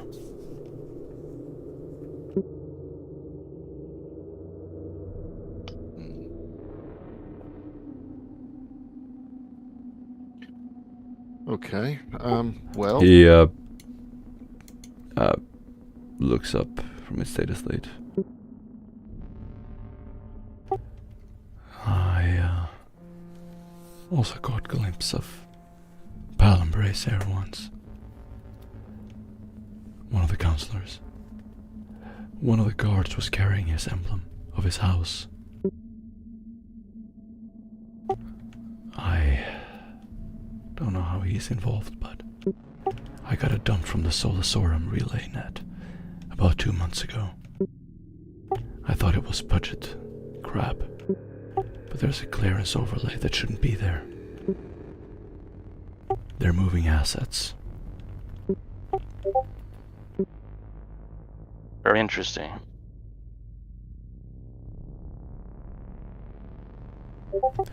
Apparently, they're moving it through ecclesiarchy infrastructure, ecclesiarchy codes, some of it coming from the Basilicum. This is all illegal, of course. I don't think Horus would approve. Well, We are- maybe things in place, and with that, she'll just look at him. That may complicate that in the future, shall we say? He nods to himself. It's none of my business what you do, as long as you don't get in our way. What's in your way? This place. Well, certainly a way we can go about this is with your aid, as you have agreed upon this misplacement of this weapon cache. We have less than 24 hours to intercept this meeting. Can we count on your assistance? There will be more work to do after. Can you give me some kind of affirmation that this involves some of the aforementioned names? Consider this an affirmation. Very well. You have my support. Well, we don't have much time. As I said, it's less than 24 hours. We need to prepare and on that note, do you have anything to eat? Help yourselves. He'll walk over to the edge of the room. One of the crates has been broken open. There's a ton of supplies. Bottled water. Endless rows of bottled water. You will see mostly hive world food. It doesn't look very appetizing, but it is shelf safe for months, probably years. I will need some time to convene with my compatriots. Could we talk later? We'll be relocating soon, but you'll find us here at least for a few days. Well, in that case, perhaps if we stayed in communication, and she will take out an earbud, a microbead, sorry, and hand it You to have him. my scrap code and my Vox. You can try to reach us. This is, shall we say, more secure. I Better would yet, why should we not? advise you not to transmit, only to receive. I owe Juno once. If you do favors for me, maybe we can develop a new agreement. But for now, I consider me and Juno even. Excellent. Then perhaps we can become friends then. He nods. We have common enemies after all. Perhaps so. Now, I think you should take a different way out. One of my associates will help you find the way. And she'll basically put it into his pocket and say, in case you change your mind. So it is, as you say, we have other ways of contacting each other, but this is safer for both parties. Oh, he takes it. Takes note of your code. I'll be in touch. I look go- forward to it. I go over to the crate and help myself with some supplies.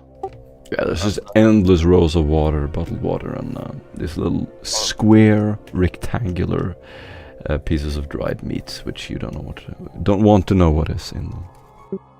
Oh, wonderful. More of them. I love these things. They smell of cardboard. They're great. Should we not, as people kind of leave and we're left alone, if that happens, I will approach Morgan and Og. Yeah, you're standing alone in the middle of the hall now, in the corner of the hall. Again, there's this huge marble hall. You see some picture cords in the ceilings, brightly lit with lumen from above. This thing is taking place, this meeting is taking place in 22 hours. We don't barely have time to even make it back to base and make preparations. Should we just not stay here and coordinate this assault? On the other hand though, I do think we have enough evidence, at least plausible, given the time limit, that we should just strike now and take these 3 people out, and then make a move on this. Well, sir, if you'd let me give my full opinion, there's not just gonna be the 3 of them. No, that's why we have the contingency of this faction to help us. Right, but I kind of looks around. I'm not enthused, that's a big word, by their skill. And Well- you'll see Morgan basically crushing something up in what looks like a mortar and pestle. And as she starts, listening to what you're talking about, she'll pipe up and say that, well, if you want my personal view, I say that we go use our new friends here and we attempt to take out these councillors, causing minimal damage as much as possible so that they get paid as much as possible. She'll then hold up the metal and parcel to Og and say, spit. Thank you. And then start stirring it round. And essentially, in regards to the hunt, I mean, you've been working quite hard on getting, well, an invite to it. So that would be 4. So that's 5 out of the way, which would leave 1 over. Which is the one over? So that, and she'll put down her, little metal and petal and mortar, shoo away, Maurice, and say, I believe his name is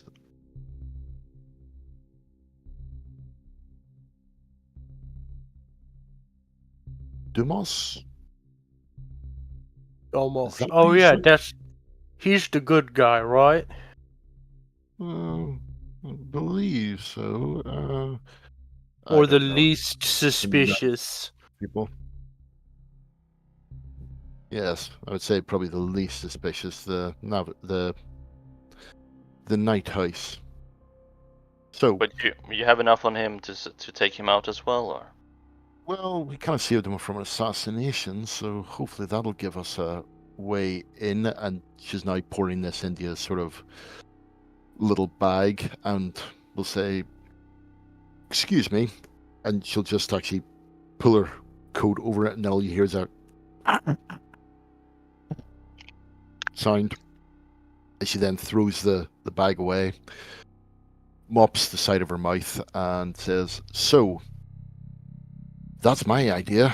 Take out those three and go to the hunt And take and out. see if he can help us in securing any other areas." Right. Okay. In which I I'm say down. any other areas, that would be probably half the system. Right. We'll take out Well- the 3 counselors we have discussed. After that, we will attend the hunt. But as she is planning to clean us out, we will clean her out instead. Search her complex, herd files, find any other culprits, take them out as well. If we are wrong, it is only collateral damage, but under high suspicion. You're planning to kill the counselors. I mean... Tetragus looks over his shoulder. Yes. Mhm. Yeah, the counselors are bad. Okay. Do you have something you wish to add, Tetricus? No. Nothing. We shall take this up, discuss this with Jericho, and give word to the Inquisitor of our findings before taking My action. thoughts exactly. Tetricus whispers, looking over his shoulder. But I am... Well, I want to hear what the Inquisitor says first. I agree. All Let's right. head back.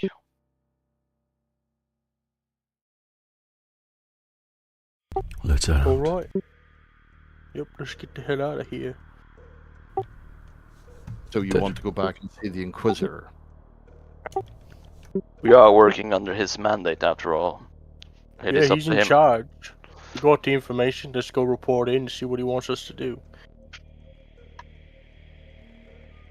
Okay. We may miss our opportunity.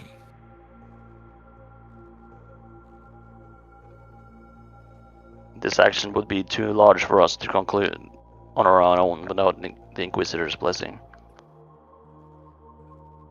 Mister stops by the ramp before you walk underground.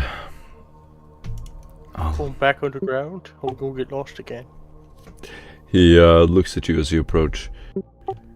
If you burn me, I'll ghost the city lights one by one. And we'll find you. Are you threatening me? Yes.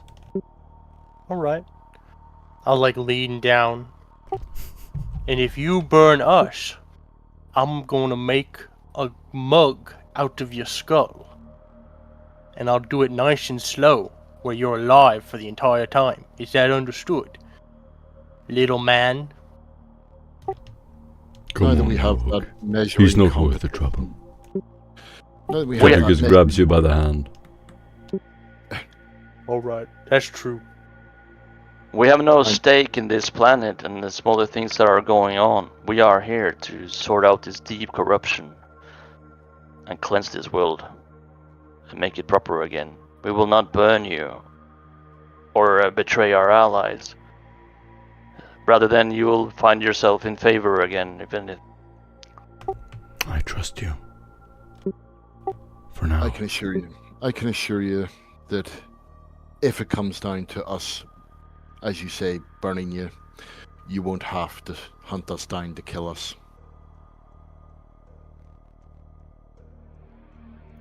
Yeah. No, we'll already be dead. Oh, The guard leads you underground You walk down into what looks like some kind of sewers, and you appear out of a manhole right above where you entered.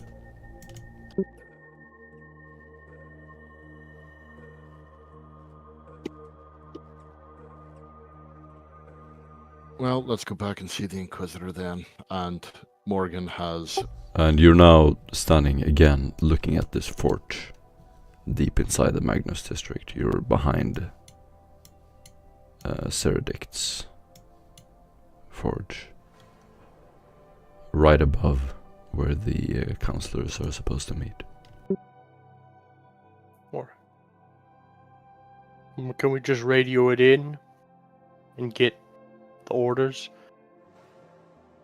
No, we have to make the track. This information needs to be delivered personally. And we wouldn't want anyone to intercept this at the last hour and be aware of our plans, would we? Somewhere you get an inspiration point. Well, there's no point in hanging around here. We're 21 and counting. Let's go. Put the gas on. Right, we're going to head back to the van then. Thank you, Tetricus, for coming along. Tetricus nods. I was hoping we were going to kill one of those counselors. Maybe next time, hey? Maybe next Right. time. He grabs your hand, Dog, and now familiar with the underground, after having spent several days there, you make your way all the way back, finally surfacing. Looking around, Tetricus finds the van. We'll jump into the van, start it up, and then begin driving back to your headquarters. You can roll a d100. Who wants to roll? No, it's my turn. It's your turn. Nice. 48. Oh, that's all right. Uneventful. You completely make it back, no issues at all. As you approach, you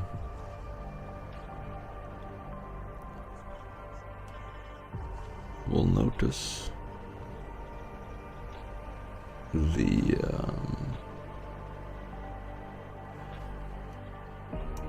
beautiful Gothic architecture of this city. The monorail trains operating, the high-rises, and the district is very different.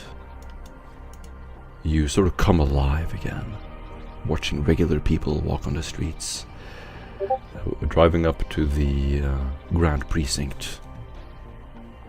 It is a sight to behold.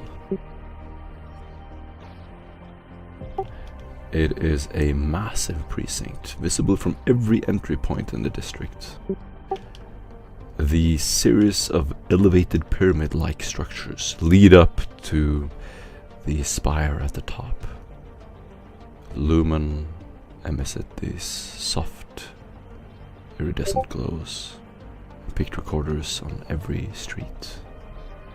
You can see holographic displays flickering. Hovering serval skulls.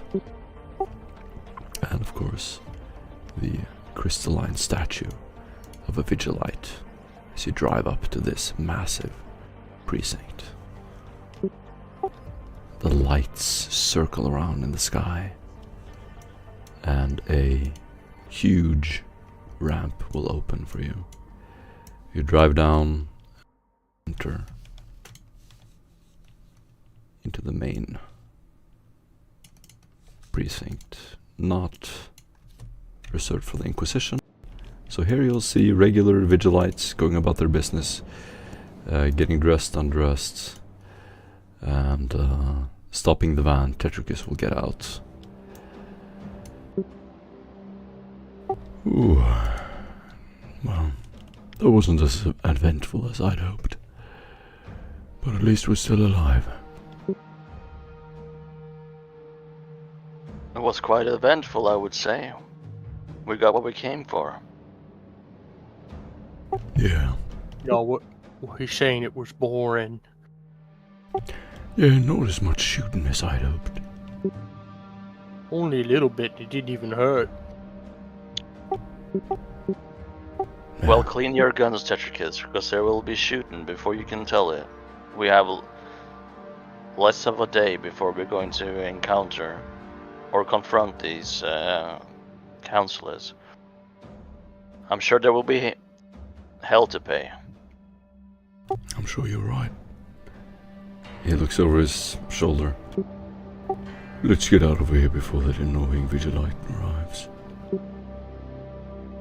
Quite. The little one that yaps a lot. Yeah, that one.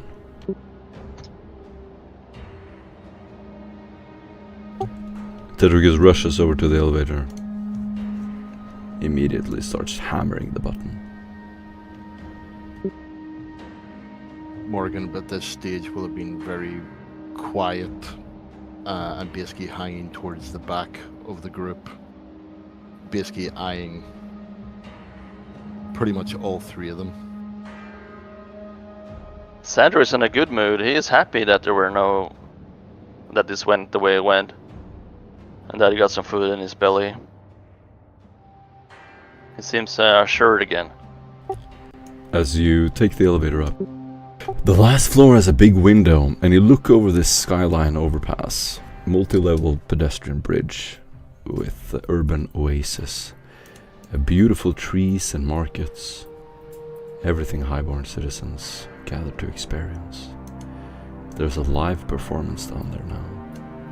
As you look on the sprawling cityscape of Desoleum, you get this feeling of safety again.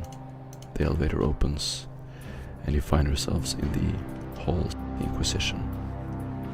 Walking in, there's the armory and the control room. Tetricus will immediately rush down to the mess hall.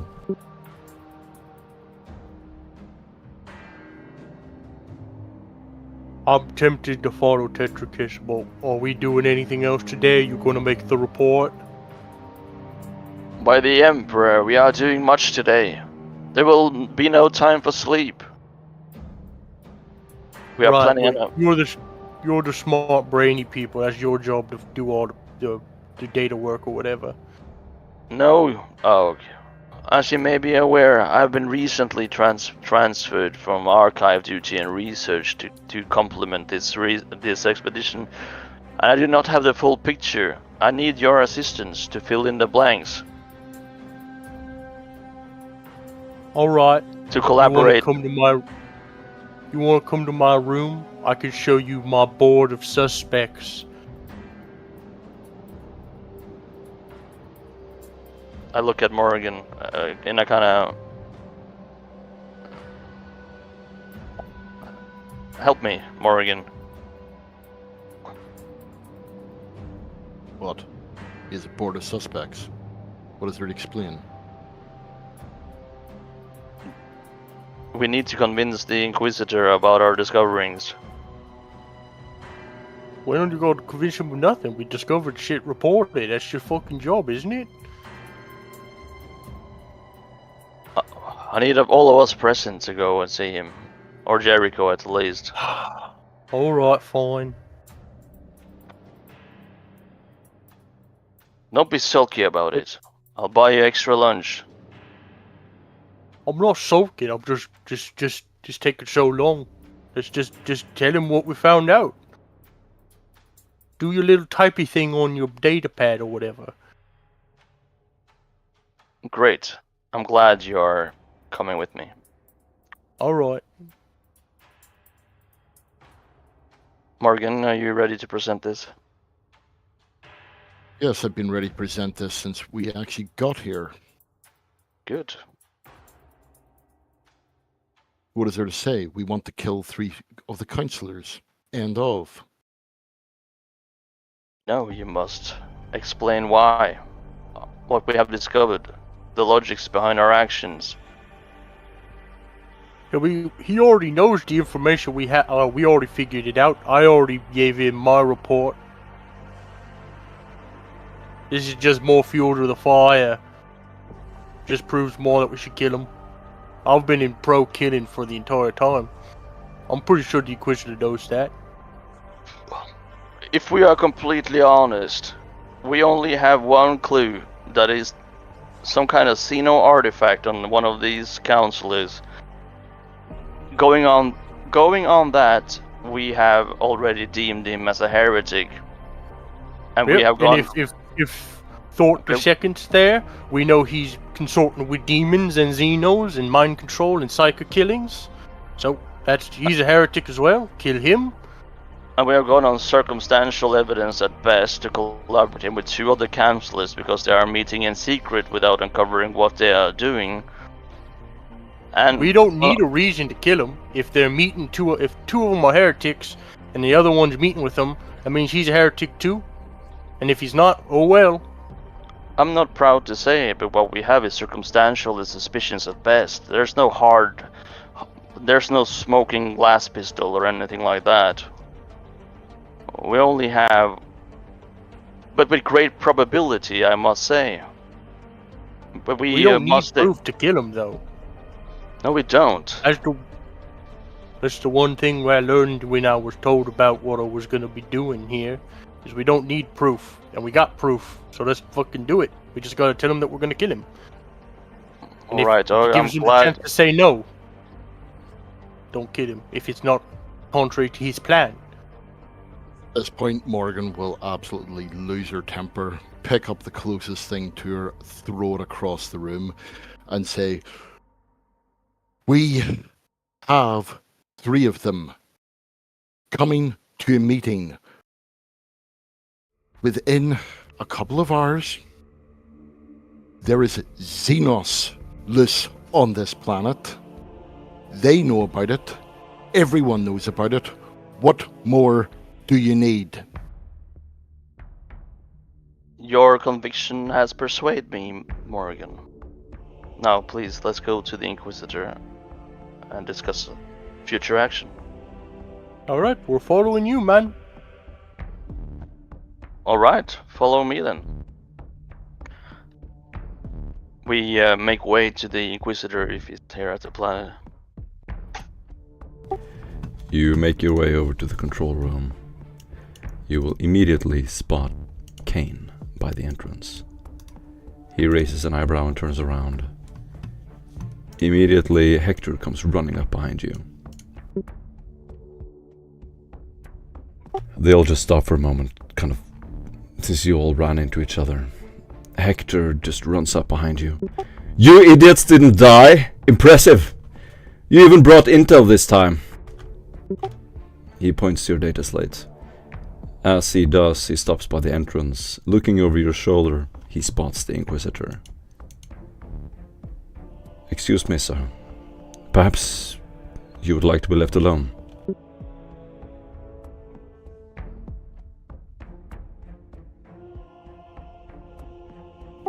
He looks at you, Sandro. No, I mean... suit yourself.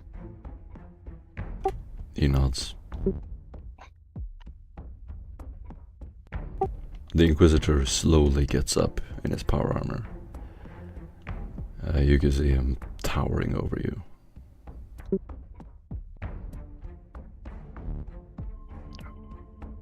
My lord, we come bearing news. Kane sort of steps in the way. "Speak." Morgan, would you please share? May your conviction bestow upon the Inquisitor as you have bestowed upon me.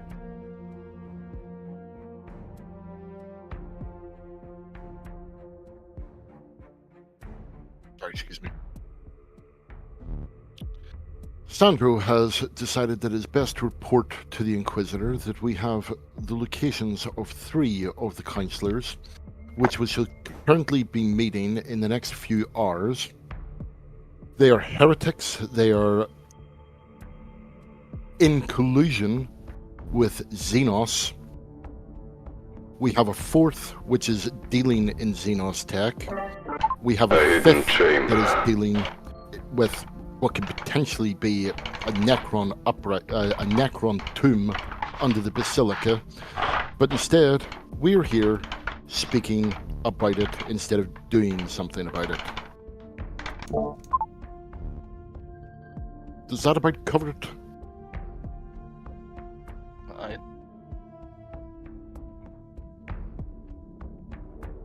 I find your tone a little challenging, Morgan. The Inquisitor looks drowsy. He's barely standing.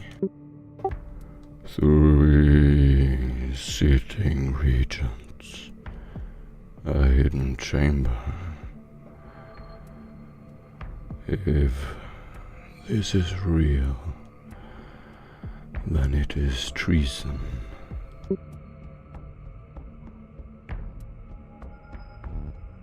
It is not real.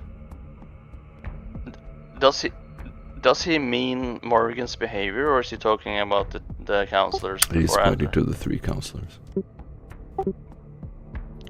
As you may know, I have recently been transferred from my archaeological duties to assist, and I am sorry to say that I do not have the full picture, but in my brief time in this cell, I have pertained all of the clues and evidence that have been obtained by these acolytes, my fellow acolytes, and I must say that it is obvious and pertinent that these 3 counselors are indeed in collusion, and it also travels further. One of the daughters is also in on it on the pleasure world of the moon. Kane will interrupt. Quite concerning. Then you see Typh just hold a hand on his chest. 3 of them together. Not in the 3. Senate. Not in the tower. In a Mechanicus ruin. And the ecclesiarchy as well. That is not governance. That is conspiracy. Indeed. He points to you, Og. Og does the sign of the Aquila, sir. Palmbrace is a warlord. He is mighty indeed. Thought is an assassin in noble clothing. De Vries, a ghost. He has control of the quarantine codes. If they speak without record, it is because they fear being seen. What is it that sees in the dark, but cannot be seen?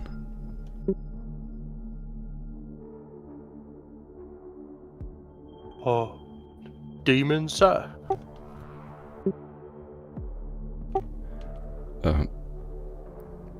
You see Hector sort of just lean in behind you with a hand on your shoulder. It's you, you idiot.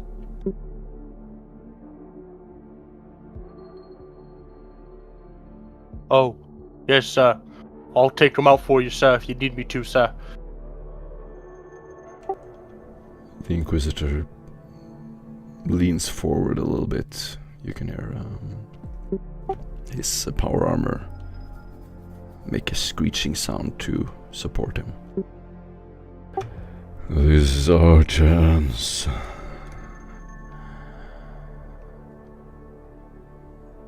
But no blood. Unless with purpose. He raises a finger. We see in the dark. We record. We observe. We prove. The moment we move without proof, they will call it treason. He looks directly at you, Morgan. You are my scalpel. Don't cut too deep.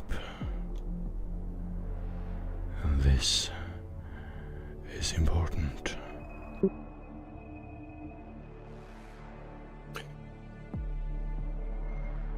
With all due respect, we need to tear them out, root to tip. And then what? They control the entire sector. Don't go too far. That counts for you too, Sandro. I nod. He will rest a finger on your chest. I hold you responsible if something goes wrong. You're not the only operative on this world. Forgive me, my lord. Show me who whispers to Xenos, and you will be rewarded. Show me what they plan. Even as Holst died,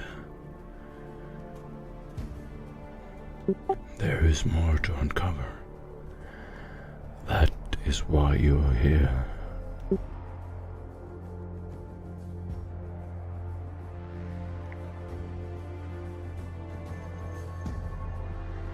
Of course, my lord, and you are quite right. We cannot move against them without proof. Do not wish to unveil our hand, I can imagine. I thought also our evidence and proof were circumstantial at best. Let's not lose our heads quite yet. And you'll hear Morgan softly under breath say sycophant. Who is involved?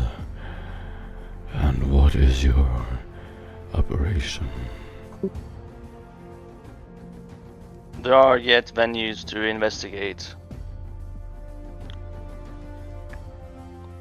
We could also, but there is high probability that these people are involved. That's why we wanted to present this moment for you now, Inquisitor Castadive. But I understand it's a folly. We are the Inquisition, are we not? And we follow the rules. Record the meeting. Make your way inside. Avoid bloodshed, if possible. Then we will not intervene in this meeting for now. Kane speaks up as the Inquisitor sits down tired.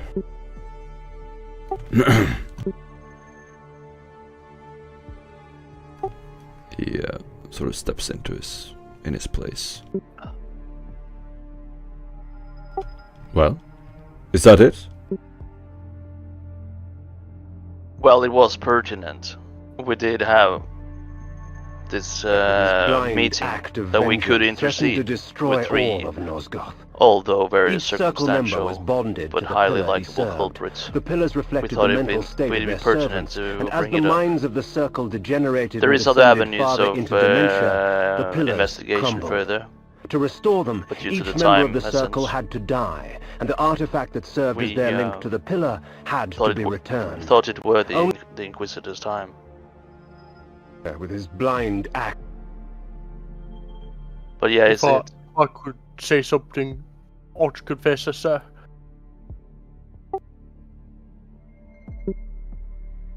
Oh, okay.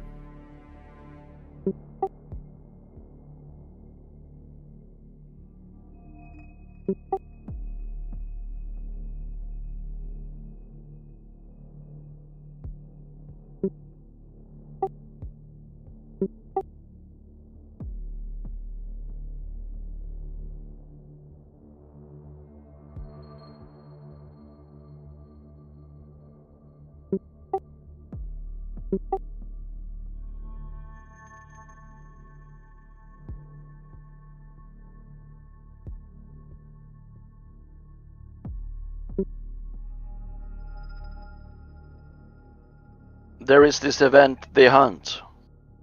We already made a plan. I'm going to present as a rogue trader, fitting due to my past before joining the Inquisition, I would say. It has come to my... Lucia, indeed.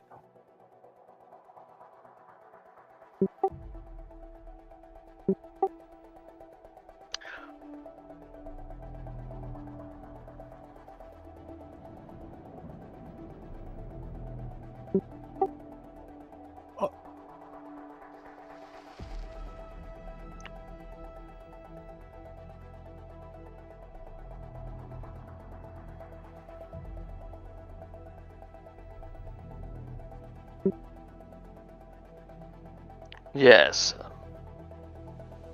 We will intervene in that meeting and observe.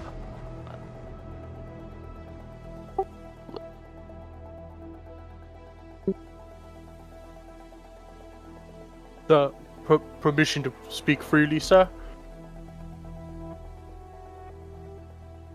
Have I misunderstood something, Kane? Clearly, I was given directions of not intervening with bloodshed. But this meeting is of importance, I can tell.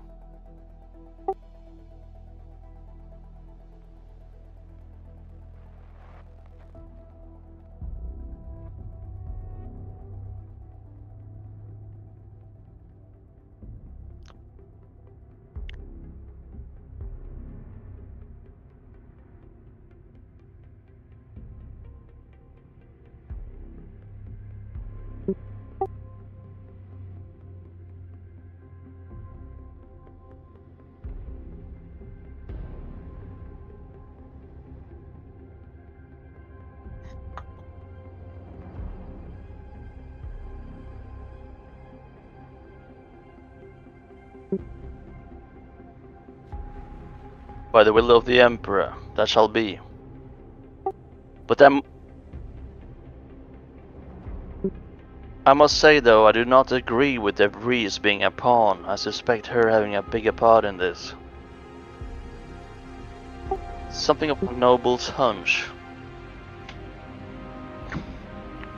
If I could make a... Well, that all depends on how this meeting goes that we are about to intervene. If I bear breath, perhaps.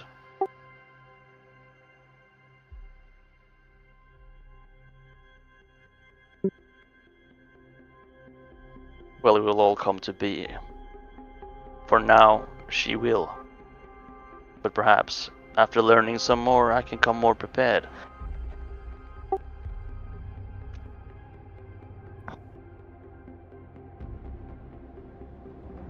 Much appreciated, Archconfessor.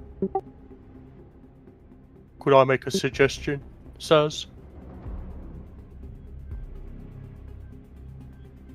We already know that that Thor is, you know, super traitor. He's pretty much guaranteed to not be good. So why don't we just kill him and set an example so that the others start making mistakes because they're scared? Because that would be 2 counselors now killed, right?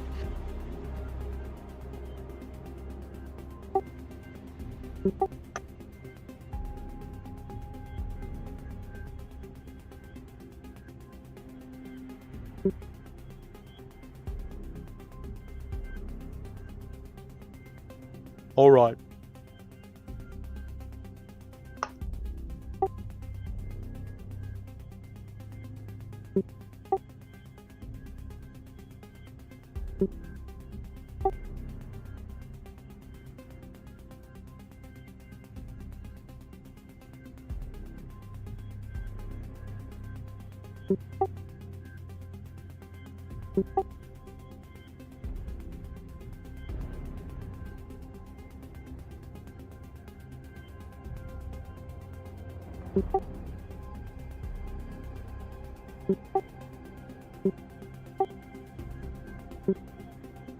Yes, sir, I do.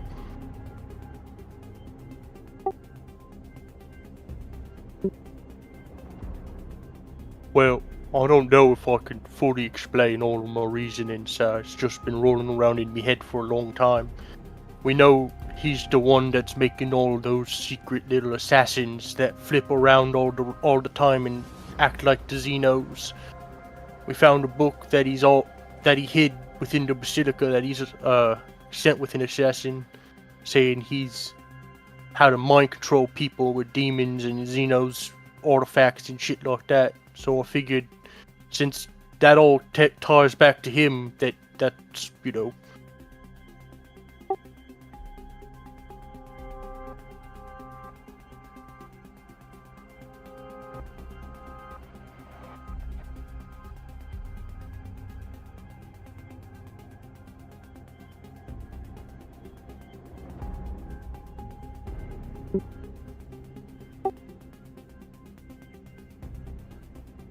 With all due respect, President.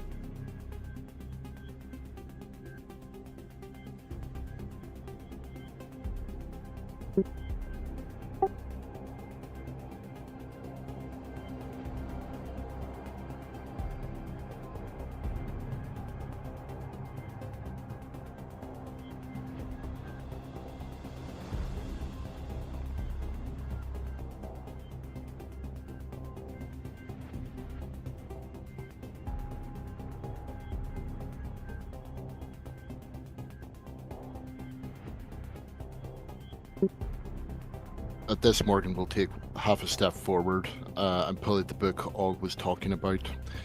She will flip to the page and basically just hang it up where basically it's showing the sort of demonology type thing. So the runes will...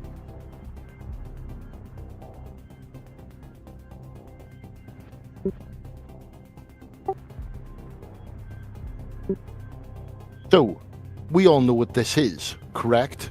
We know that Thorpe is dealing with this. Morgan! We Morgan, know step back! Know your place, Morgan! we know We that talk he about this, but is dealing this. He knows that he knows I grab Hey, Morgan. guilty. Og, help me. I pull on her also.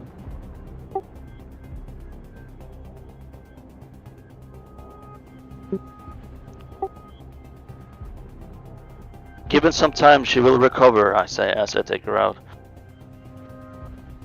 Willing to do that needs to be done. Don't, sir. But, sir, that's will the be evidence, sir.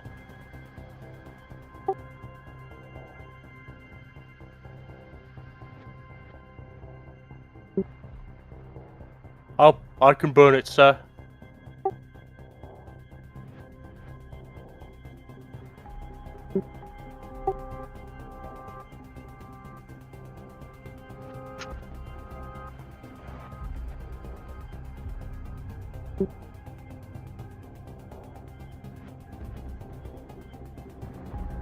I ponder at that question, or I will left actually with Morgan, I suppose.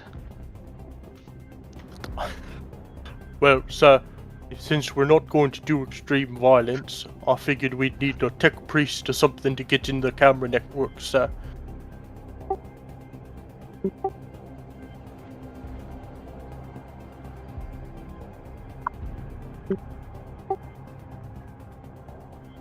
Of course, sir.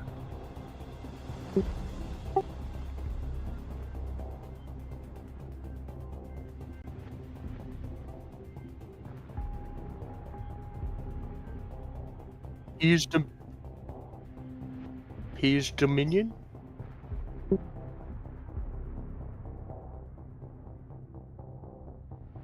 Alright, sir.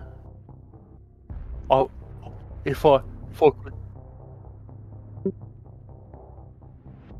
Yes. If we're gonna kill him, we have to make public all his dirty laundry.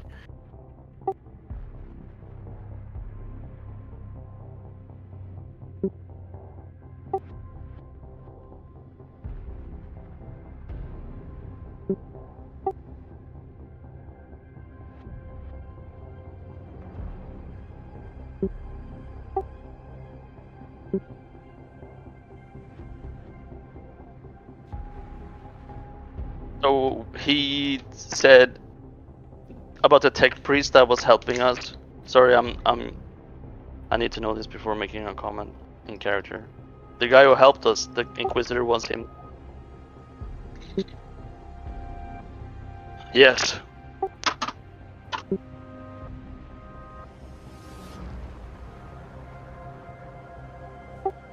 Very good.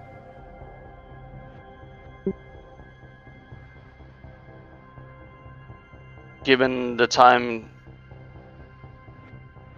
I believe with the Emperor's guidance we can.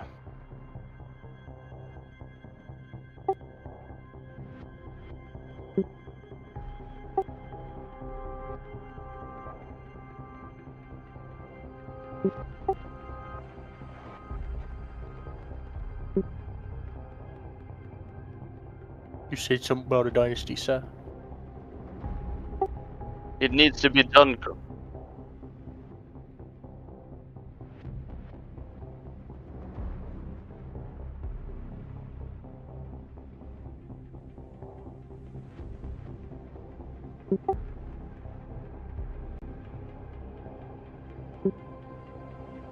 We can make them repent, sir. Archconfessor. Permission to speak freely, sir?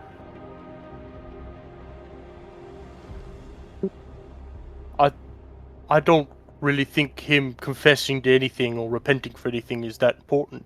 He's doing nasty shit right now. Should we stop him from doing more?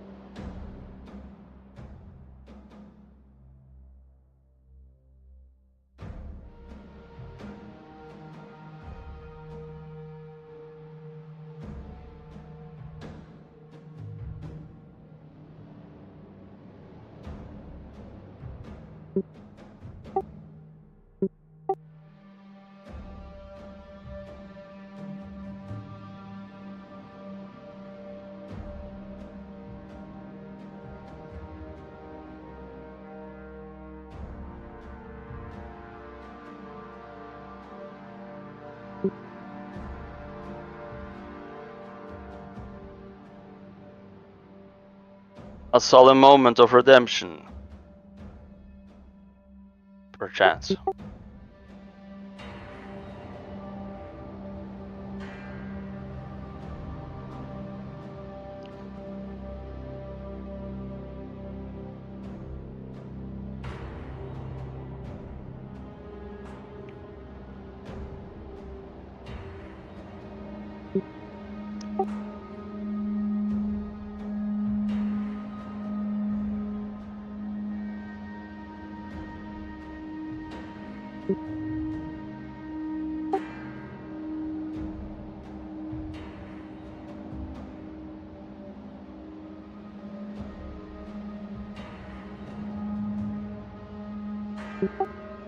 Right, sir. You need a hammer to hammer in nails, of course. That's the opposite of what we need, dog. No, I thought- thought you were asking for. Morgan, who's currently restrained at this point, it will basically just be sitting there looking between the three years, and then you'll just hear a soft laughter coming from her. And then she'll just say, "A new facade over the same rotten building. Why deal with the issue when we can just make it look good?" You said enough.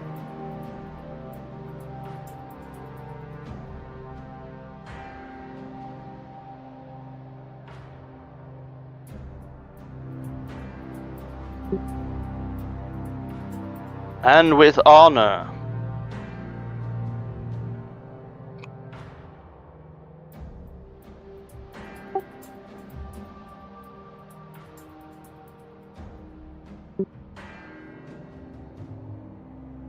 She does understand, Kane.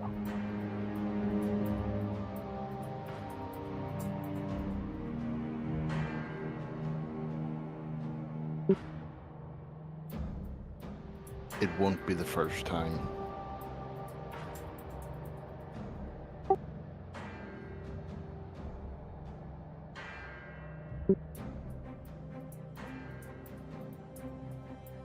We are loyal servants of the Inquisition, my King Archconfessor.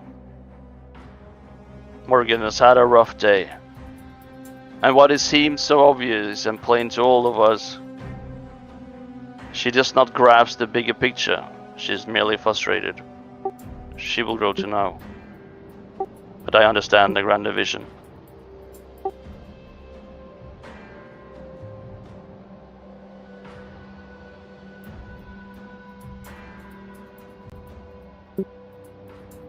For the Emperor.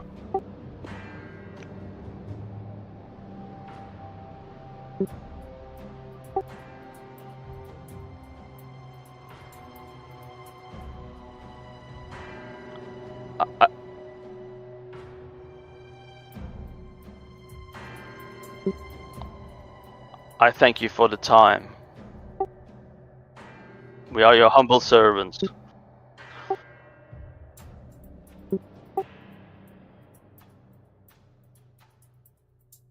Hector, you may fuck off.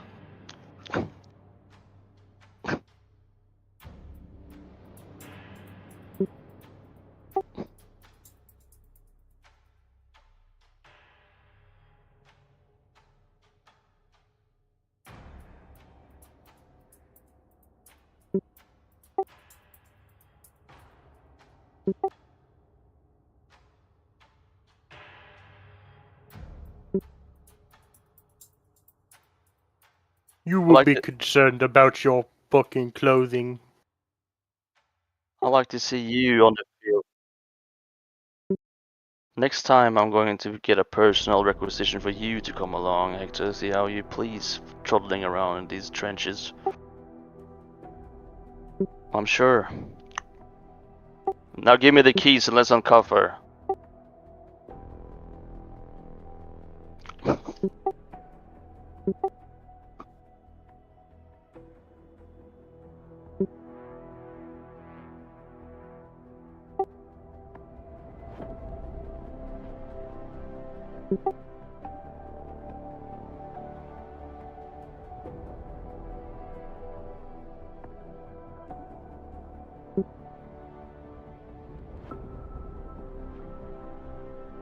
He's got a plan.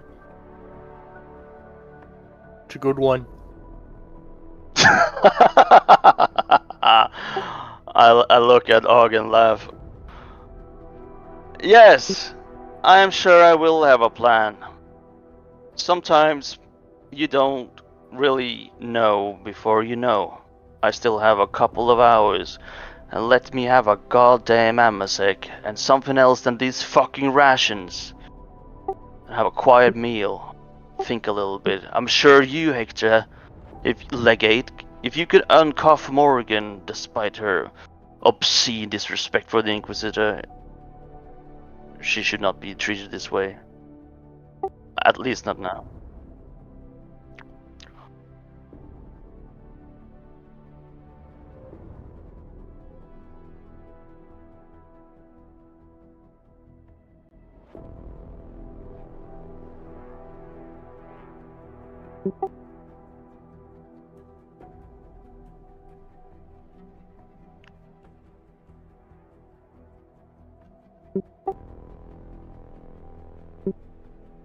As her hands are still cuffed behind her back, you'll just hear and then a dropping of handcuffs onto the floor, and then she'll just rub her hands.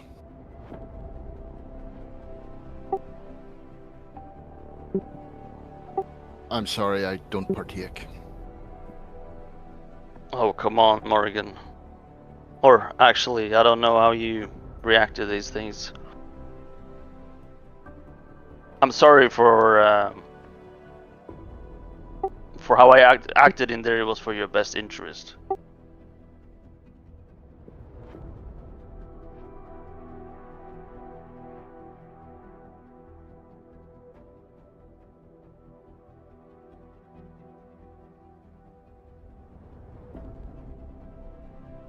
I think you're quite optimistic if you put in 2 naps in there.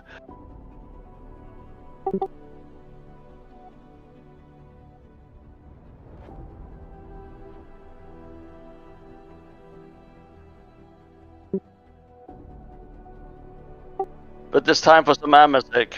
That it is.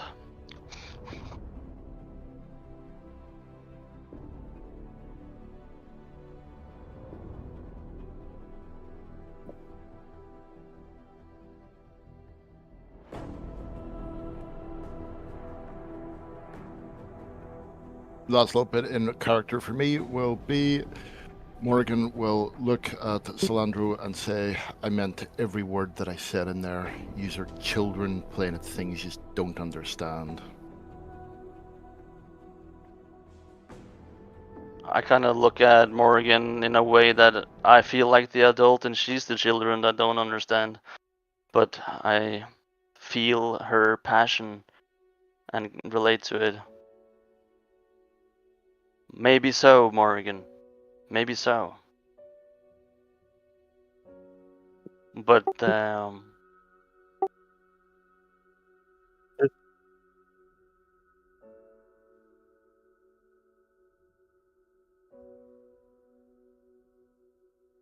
Oh, the bad mood?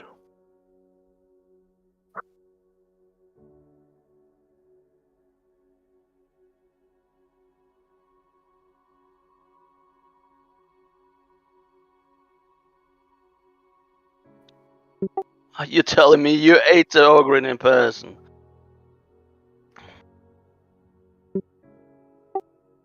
Got a lot of protein. I must have been right, proper chewy, it must have been. I've no fear for talking to the Inquisitor. He understands I just want clarification for the mission.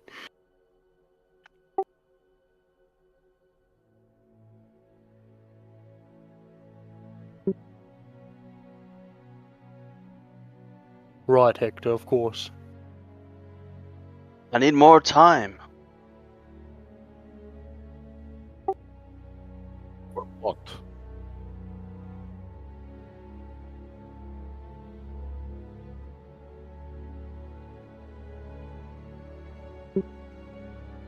No, it needs to be Oh. more grand. We need to capture him. What is It it? is If only I could get my grubby little hands on him after all of this, I would make him sing. Wait.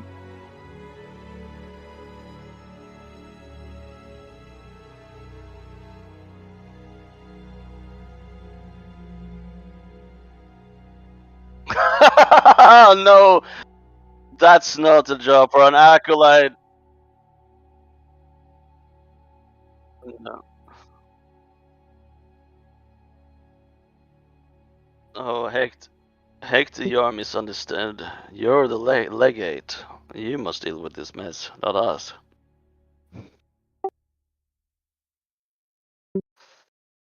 But it is of all of our interest to deal with this most expeditiously and intelligently.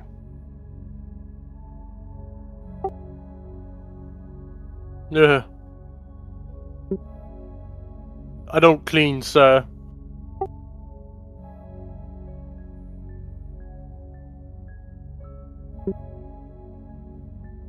I don't fail and I don't clean, sir. I'm much more of a hammer again. A hammer and a shield.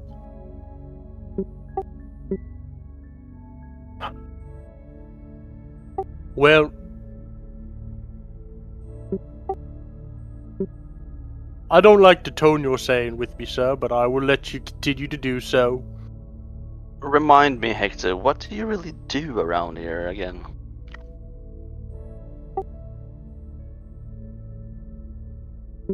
So you're mopping floors, aren't you?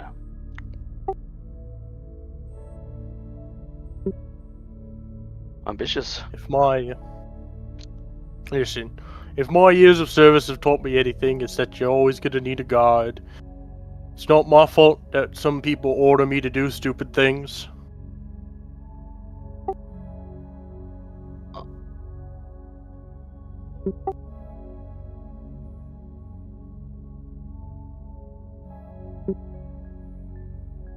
indeed. How are you doing, Llewellyn? It's been a while.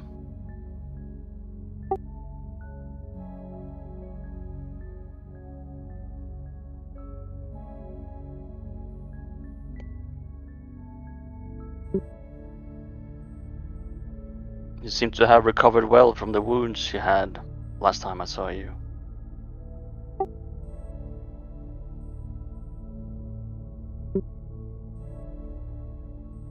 We might be a gang of forgotten fools at times, but we're never abandoned by the Emperor. Our vigil is the most important.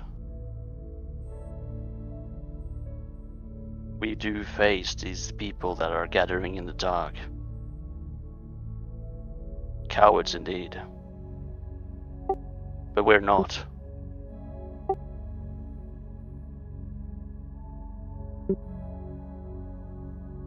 You miss going out.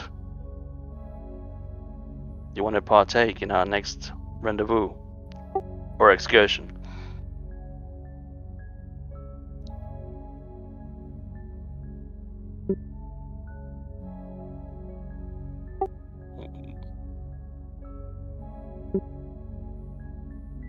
Don't we all?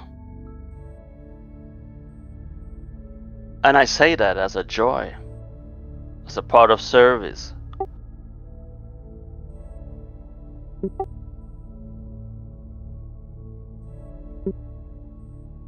Yes.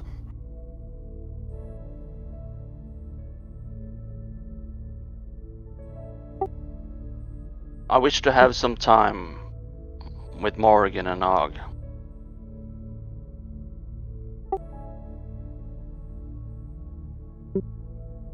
Anything you have to say to me, you can say in front of them. All right. I don't mind. As is my suspicion before we went into the Inquisitor, the things we have, what we have uncovered, are surely and likely we have it uncovered. The people involved, it's still obscure to us what they are doing, what's going on, but surely we think and we know that they are the ones who are portraying it. But we need more than that. Everything is circumstantial. Some of it, at least, is circumstantial. These people are powerful men, huge followings. If we are going to go about this outside of perhaps what we can get from this intervention, from this meeting, which I am 100% unsure about how to approach, we cannot simply go attack these people on a hunch. Why? Because they are big people entangled in big things. We cannot simply unravel the thread of the fabric of the society like that. It needs to be made public. We don't want a civil war. We don't want this whole planet to unravel in fractorious chaos, do we? That's not our job as the Inquisition. We do, at times, work on proof. Considered that sometimes a house needs to be knocked down so it can be rebuilt. Yeah, and before joining the Inquisition, that was how I thought they operated as well. And I'm sure there might be some Inquisitors that do. But not us. We need plausibility. We need a confession. We need to destabilize the public image of the people that we are tearing down, unless we cause chaos.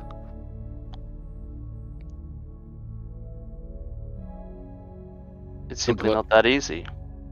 She'll glance around the room, says, stopping on each face in turn, and say,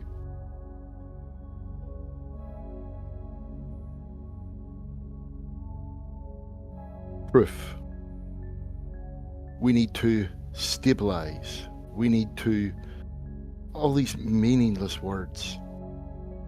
Where has that gotten us?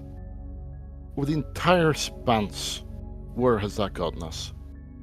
Not a single step forward.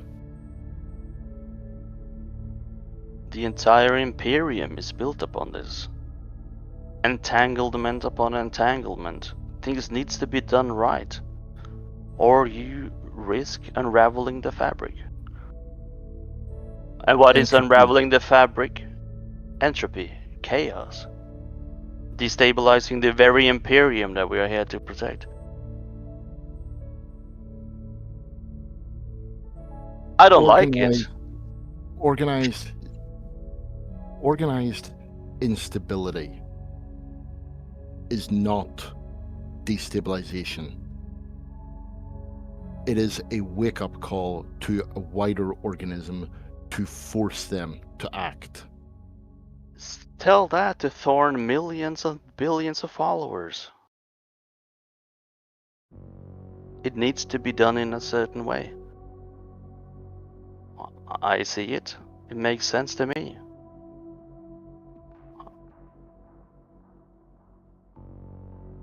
I've seen your ways done many times before. And inevitably, in a couple of 100 years, someone's back doing exactly the same thing. And thus the cycle goes round and round and round. The inevitability of humanity, and weakness, and the state that we are in this global empire. Yes. And it's our job as part of the Inquisition to forever prune it. Prune, not fell or slaughter. It's gentle pruning that we are doing. Given chance. Sometimes we are too late to prune. That's why we have exterminators. Do you think calling upon an exterminatus on a whole planet comes to an Inquisition lightly? Comes out of necessity. All of these things are options for the Inquisition, but now we have the option to prune. And if we do not prune correctly, we may arise a situation that might call upon an exterminatus or a graver danger. And I shall Hypothetically. remember your grandchildren when they are remonstrating the same thing. Around when you say exterminatus, you will hear as you look over. Hector has fallen asleep on his first nap on the metal slab. I think Hector has the right idea. What of sleeping? I can barely stand up. Right. Well, that's because you got the weak, small one constitution. So. Alright, let me be frank then. Am I the only one who is confused? I find myself in a perpetual confusion. Riddles. I'm always confused, sir. I believe it. At times you look confused. And I too. Morrigan, you are not confused, but you are astray. I need you to come in the fold and think with me how we can... Come be confused with us, Morgan. I need you to think how we can approach this to achieve the goal that we want. It's very simple, right? The tech priest got a bunch of his little servitors, and the skulls, and the cameras, and the recorders and such, and he's smart enough to put them in the right place, and we just sit there and listen in. And then what? We have if they say anything damning, we send it to the Inquisitor, and we fucking try to kill.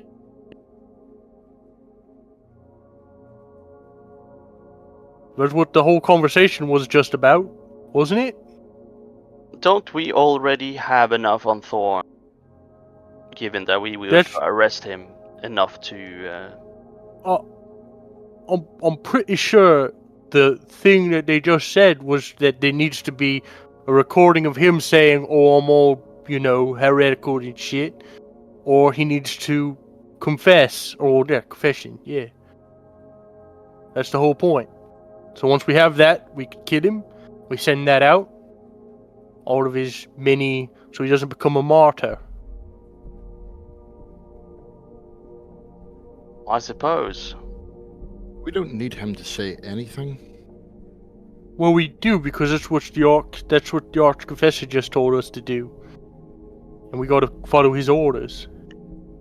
So what if they are not saying anything incriminating in this meeting? What if they're speaking in codes? Then we have the tech priest make it up. What? Wait, we can't do that, it's lying.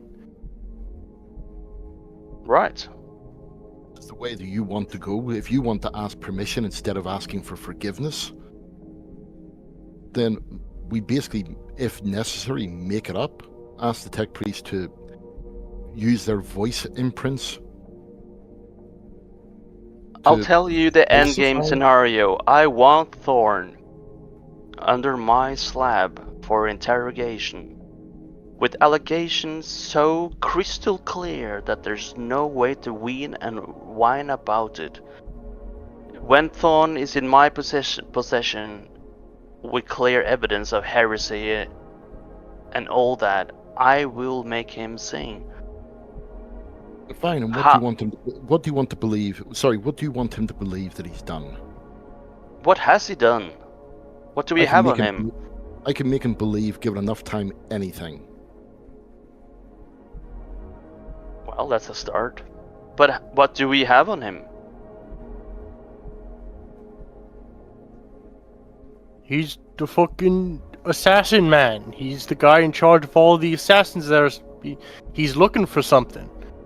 He's not good. He's dealing with demonic shit. That's what the book said. Right, Morgan? He's looking for the tablets which have something to do with the pandemonium, which is the reason we're here. Not to actually sort of get confessions from counselors, not to do anything else, but to actually solve that problem and get out. And if that means killing every last one of them, then we kill every last one of them, regardless of what the confessor says. Well, that's the kind of thing that's getting you in trouble, Morgan.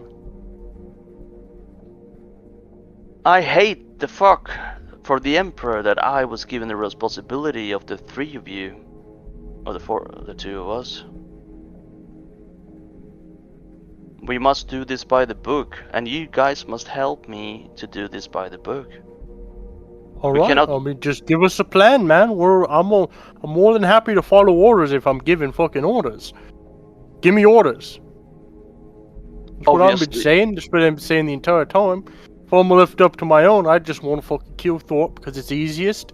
He's clearly bad. We have circumstantial evidence that he's bad. We should just end him. You know, pull the tail of the cat, etc., etc. The one problem I have, see, is that I have the two of you. And how are you supposed to go clanking around in your mechanical power armor, stealthily around to intercept this meeting? I'm not saying that you're obsolete or anything, I'm just saying we are about a challenge that I feel ill-equipped at, though we do have this tech priest. I suppose we could try to go down there before the meeting, set up all of the wire things we can, and simply observe. We do not need to intervene more than that. Listen here, sir. I'm here to protect the two of you. That is my job. I'm here to protect you, and I'm here to kill anything that tries to kill you, okay? All this other stuff is your department, not mine. If you want a tactical strike, I could go in and I can fucking kill Thor. That's not a problem. I can make up a plan real quick on how to get at him and kill him. That's not the problem here. The problem is that you have been given a task because we came back to ask for permission instead of forgiveness, like Mom said. I don't know if you Ogres hear this a lot, but I do appreciate your counsel, Hog. Getting at Thor, since he's already outside of his little safety zone, is going to be easy. We can do all of the things that we've been instructed to do, get the confession listed in on the meeting, etc., etc., and then if we do that, we can easily track his vehicle away from the meeting and intercept it there. If he's in a spaceship, we blow it out of the sky. If he's in a ground vehicle, we put mines around. It's very easy to make sure that someone can be accessed, loud and proud. And then we kill everybody there and leave no evidence that we were there at all. Listening Boom, to done. you has actually spurred inspiration in me. We are in no rush. This meeting is taking place very soon, and in that capability we are in a rush. But we are in no rush to come to a hastened conclusion or anything like that. My suggestion is we bide our time. We set up to intercede this meeting, to spy on them, pick up what they're talking about, find out what these three people are discussing in private. And after that, recording it obviously, we simply let them pass on, going about their days. Hopefully, learning what they're talking about will share more information, and we will make a better judge call based on what we know from that. And we have other avenues of approach, should that not be fruitful. But I'm sure that what they will talk about uninterrupted would be most interesting, don't you agree?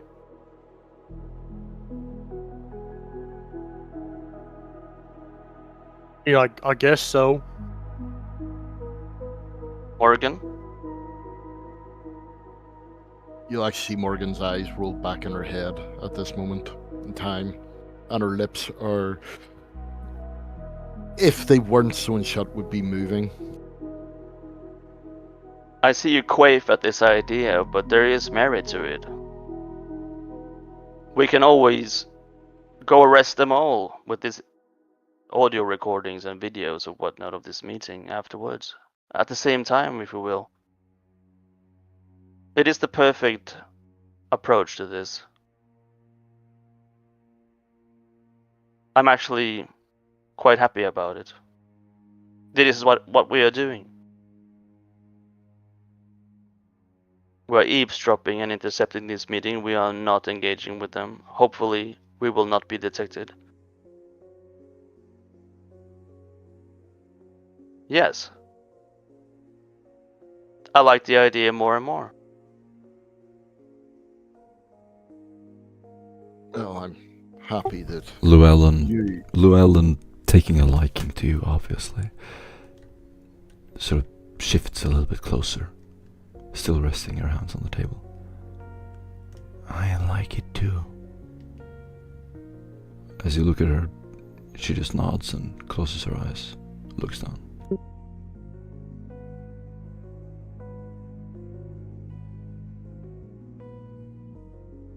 Alright, so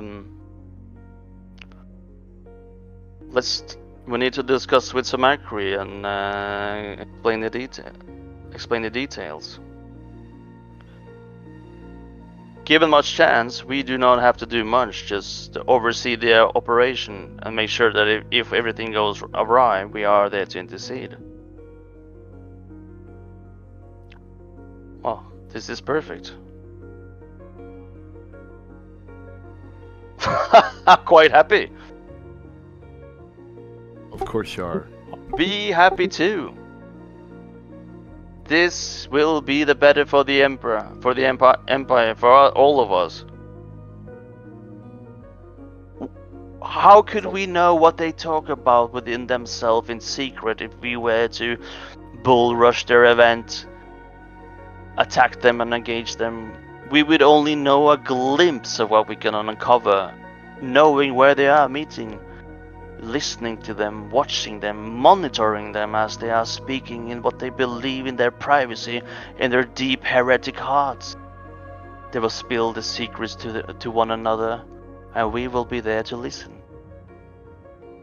We have the mandate and the power of the Imperium.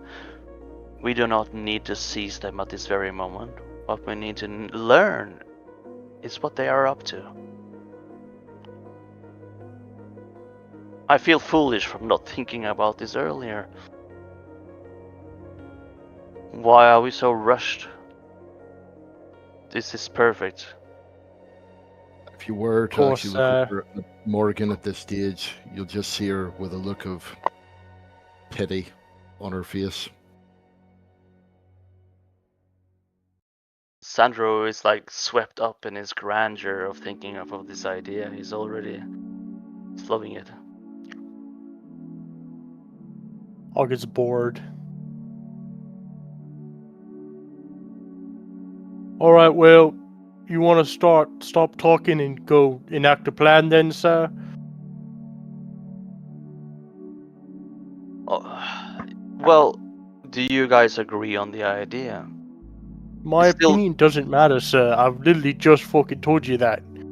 I'm here to keep you safe and make sure that you can do your plan without, dying. That's Morgan, then. Do you see the merits of my plan? I see you see the merits of your plan. I believe you do see the merits of my plan. That I see the merit of my own plan, yes, indeed. But do you see the merit of it? by the God Emperor. Why does it matter?